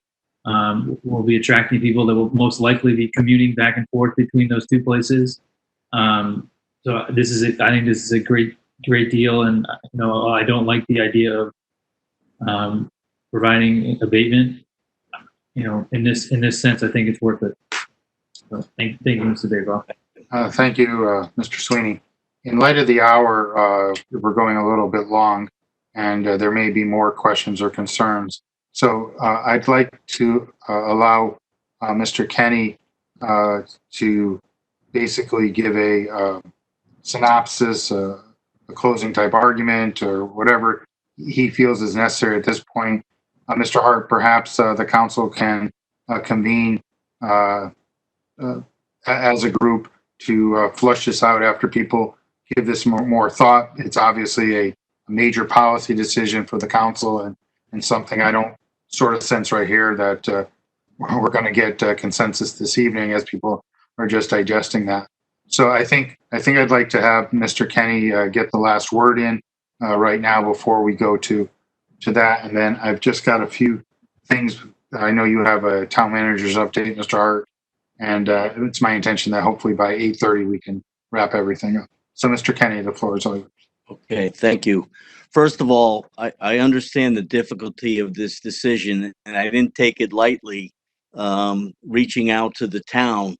But I feel when you factor in everything that's involved here, this is a critical decision at a critical time to do something that's really important. And the sisters are part of this equation, because their issues far outweigh mine or Alan Lazowski's. And I had said earlier, before Councilwoman Kerrigan got on the phone, if this was just about money, Alan and I would have taken our losses and just moved along.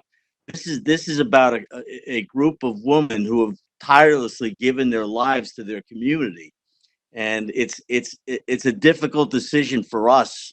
And having to come to the town, it was not an easy thing to do. We wanted to make sure we had everything else in place before we made this request, because we understand it's not what you normally do, but I think it's the way we can make something very important happen at a time that West Hartford could really use a win.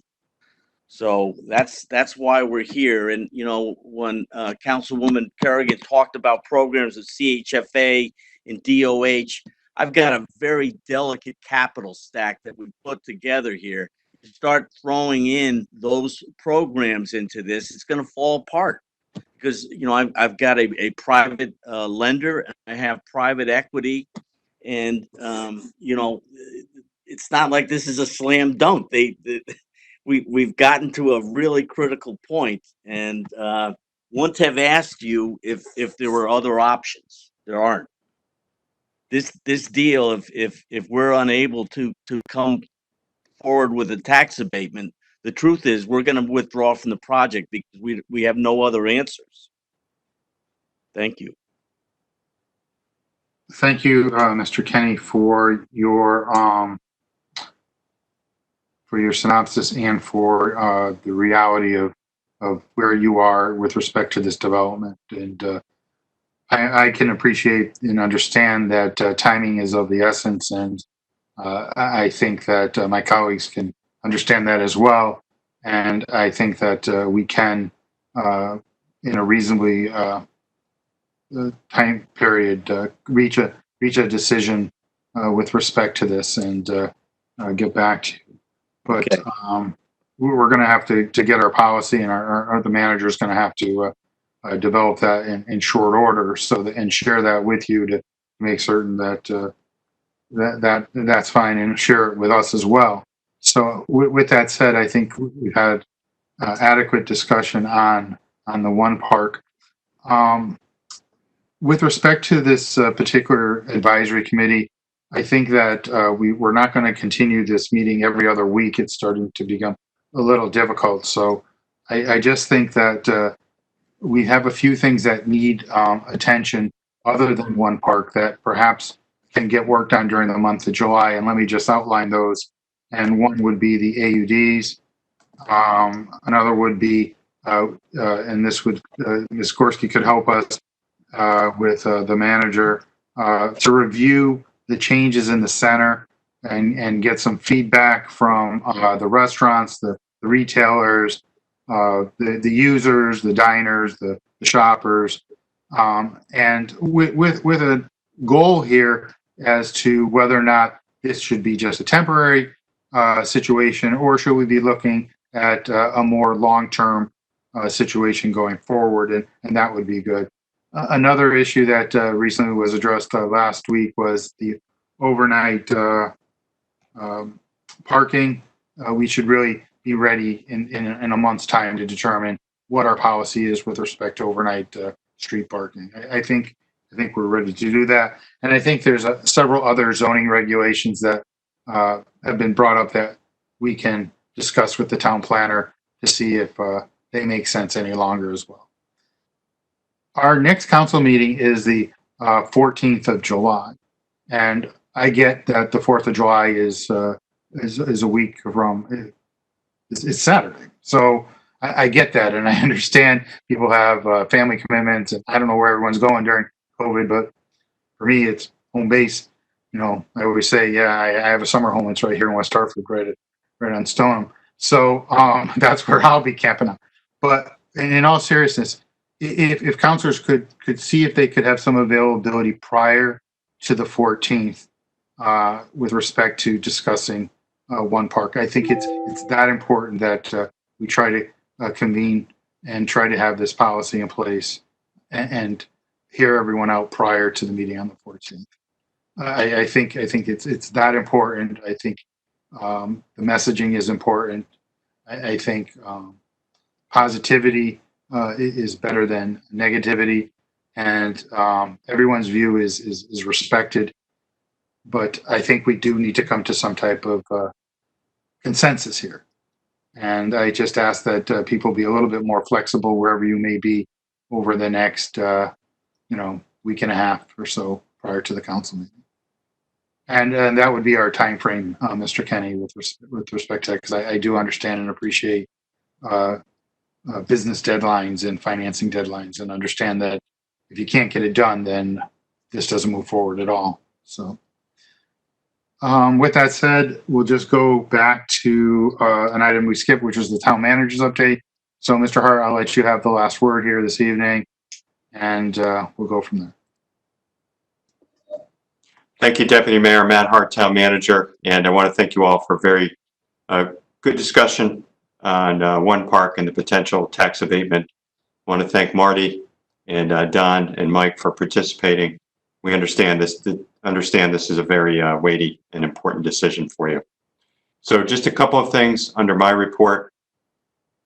First of all, with respect to municipal parking, you had asked me in the past to provide updated financials, and I will email these to you. But as you can imagine, our parking revenues have taken a significant hit with COVID-19. In February, for example, our monthly revenues were about $361,000. In April, they dropped to about $37,000. So you can see that very significant decrease. In May, they were at 48,000. You know, with the economy beginning to reopen, they are ticking back up a little bit again. As you know, we have not been charging for on-street parking during our COVID-19 recovery.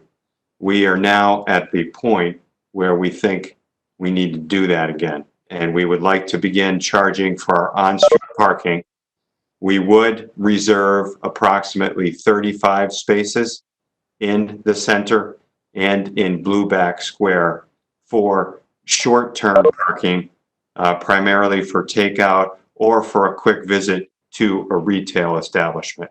You know, we think that's proven to be very beneficial for our restaurateurs and our retailers. But we do want to begin charging again for on-street, and to do that soon.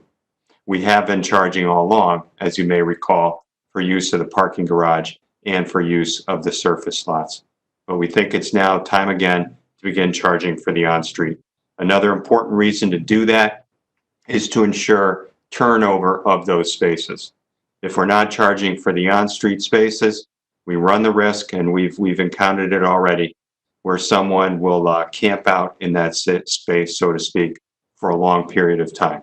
So we are planning to begin to charge again for the on-street in the near future, and want to have a chance to let you all know. And at the completion of my report, if you have concerns about that, we can talk about it. Two other very important things. The Cornerstone Aquatic Center, we have a planned floor replacement project scheduled that we're about to begin. That was planned as a capital improvement project for FY21. Under that project, we're going to need, the facility's currently closed. If we didn't have this project, we could think about reopening it in some way in accordance with state guidelines. With this project, though, we're going to need to keep the facility closed for another 2 months. It'll need to remain closed in July and in August. In September, if we're able to meet the state guidelines, public health conditions, etc., we can look to partially reopen Cornerstone. But this will give us a good opportunity to get that important floor replacement project done. And then the last item I have, and this is a very important one as well, relates to the outdoor pools. And I gave you a heads up in the email I sent out yesterday. Recall during the budget process, you know, we made a decision based on staff's recommendation. We didn't think we were going to be in a position where we could safely operate our pools, operate them safely from a public health perspective. So we eliminated the funding for the outdoor pools in the FY21 budget. However, we did talk about, at that point in time, if we were in a position at some point in the summer where we thought we could safely reopen some of them, that we would come back to you. We would come back to you with a proposal. So we are in that position now. We are in a position where the folks who run Cornerstone Health Fitness, they could safely operate 2 of our outdoor pools this summer. And the 2 we would choose would be our 2 newest pools, Beachland and Fern Ridge, in 2 different parts of town. Cornerstone, the health fitness group, could operate those 2 pools into late August, and they could operate at least one of them until after Labor Day. Use would be by appointment basis only. So someone who wanted to take a swim would need to either register for a time online or register for a time by phone. Given the complexities of all this, we would not look to charge for the use of the pools. We would not charge. We would we would like the user, we would like to largely limit this to residents. So whoever's asking to use the pool to sign up for an appointment, we would request an address. We would not require anyone to provide any documentation, however, to prove residency. So use of the pools, 2 pools by appointment basis, we think we could serve approximately or accommodate approximately 160 to 108 people a day in each of those 2 outdoor pools. The cost is a little bit less than what I gave you yesterday. It's approximately $138,000, roughly $100,000 in labor for health fitness, and the $38,000 in maintenance that the town would need to spend to get the pools ready. And it will take us a minimum of 3 weeks to get the pools ready to use. So we would need an appropriation. Again, we would look to make that out of CNRE and replenish CNRE with FY20 surplus. We would bring this to you for a vote at your July 16th meeting. That is the current plan. But I don't want to proceed with this and make this commitment unless it's something you can support. And, you don't vote at these recovery committee meetings. I get that, but I would be looking for some consensus to proceed with this option. So I know that's a lot, Deputy Mayor. I'd like to know, first of all, if there are any concerns about our plan to begin charging again for on-street parking. And then secondly, I'd like some feedback on our outdoor pool proposal. Okay, thank you, Mr. Hart. Mr. Gold? I just had a quick question about the pools. Is there going to be some sort of independent contractor agreement in place so that the liability is clear as to the operators of the pool as opposed to what the town's responsibilities are? Has there been a demand for the pools from the residents in town that they need to be opened as opposed to us providing that service even though there hasn't been a demand?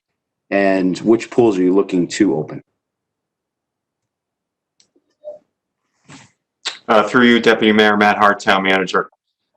So yes, we would, in response to Councilor Gold, we would execute an agreement with Health Fitness, among other things. It would speak to their liability versus the town's liability.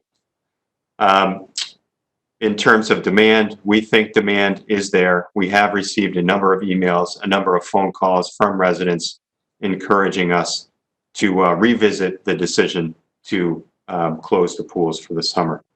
And then lastly, the pools we chose were Beachland and Fern Ridge. They are the 2 newest pools, if you will, from a renovation perspective. And they're in 2 different parts of town, one in the more southern part of town, one in the more northern part of town. Anything further, Mr. Gold? No. Anyone else? Ms. Blanks? Thank you. Through you, Deputy Mayor. A quick question, Matt. You stated it was by appointment. And so I was just curious in terms of, is there a max in terms of the appointment? So in terms of the number of people that's in the pool at any given period during that appointment, and what's the time frame? So I'm thinking as the summer months heat up, people probably try to get a dip in early. So like maybe between 10 and say maybe 1:30 or 2 o'clock. And how are the appointments set and based on how many people at or per appointment, let's say? Thank you. Mr. Hart. Thank you. Matt Hart, Town Manager. Thank you, Councilor Blanks, for your question. The reason that we need swimmers to make an appointment is so that we can control occupancy. To your point, under the state guidelines, we cannot exceed 50% of pool capacity. So I only recall the numbers for a daily max, and it's roughly 160 to 180 per day at each pool at 50% capacity. So folks would sign up for a 2 to 4 hour block of time. And we need those appointments again so that we do not exceed capacity at any given point. Ms. Blanks? Yes, thank you, Matt. I'm sorry, that didn't really answer my question, so maybe I wasn't clear. So if you have an appointment, if someone makes an appointment and maybe they have a family of 4 children and an adult, and they want to swim, let's say at 12, what's the given amount of time they'd be able to swim before they have to exit the pool? And then does another family have that opportunity to also sign up for that appointment based on how large the pool is and that type of, that's what I'm looking for. How many people at one time are allowed to be in the pool based on the state's guidelines? Mr. Hart? Matt Hart, Town Manager.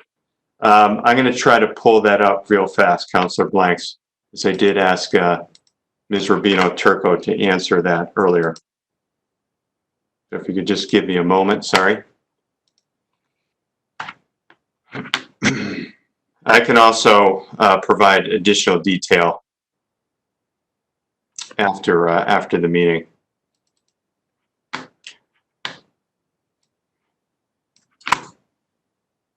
All right, so for general swim, for lap swim, it's 6 people per time slot. For general swim, it's 50 maximum for any time slot.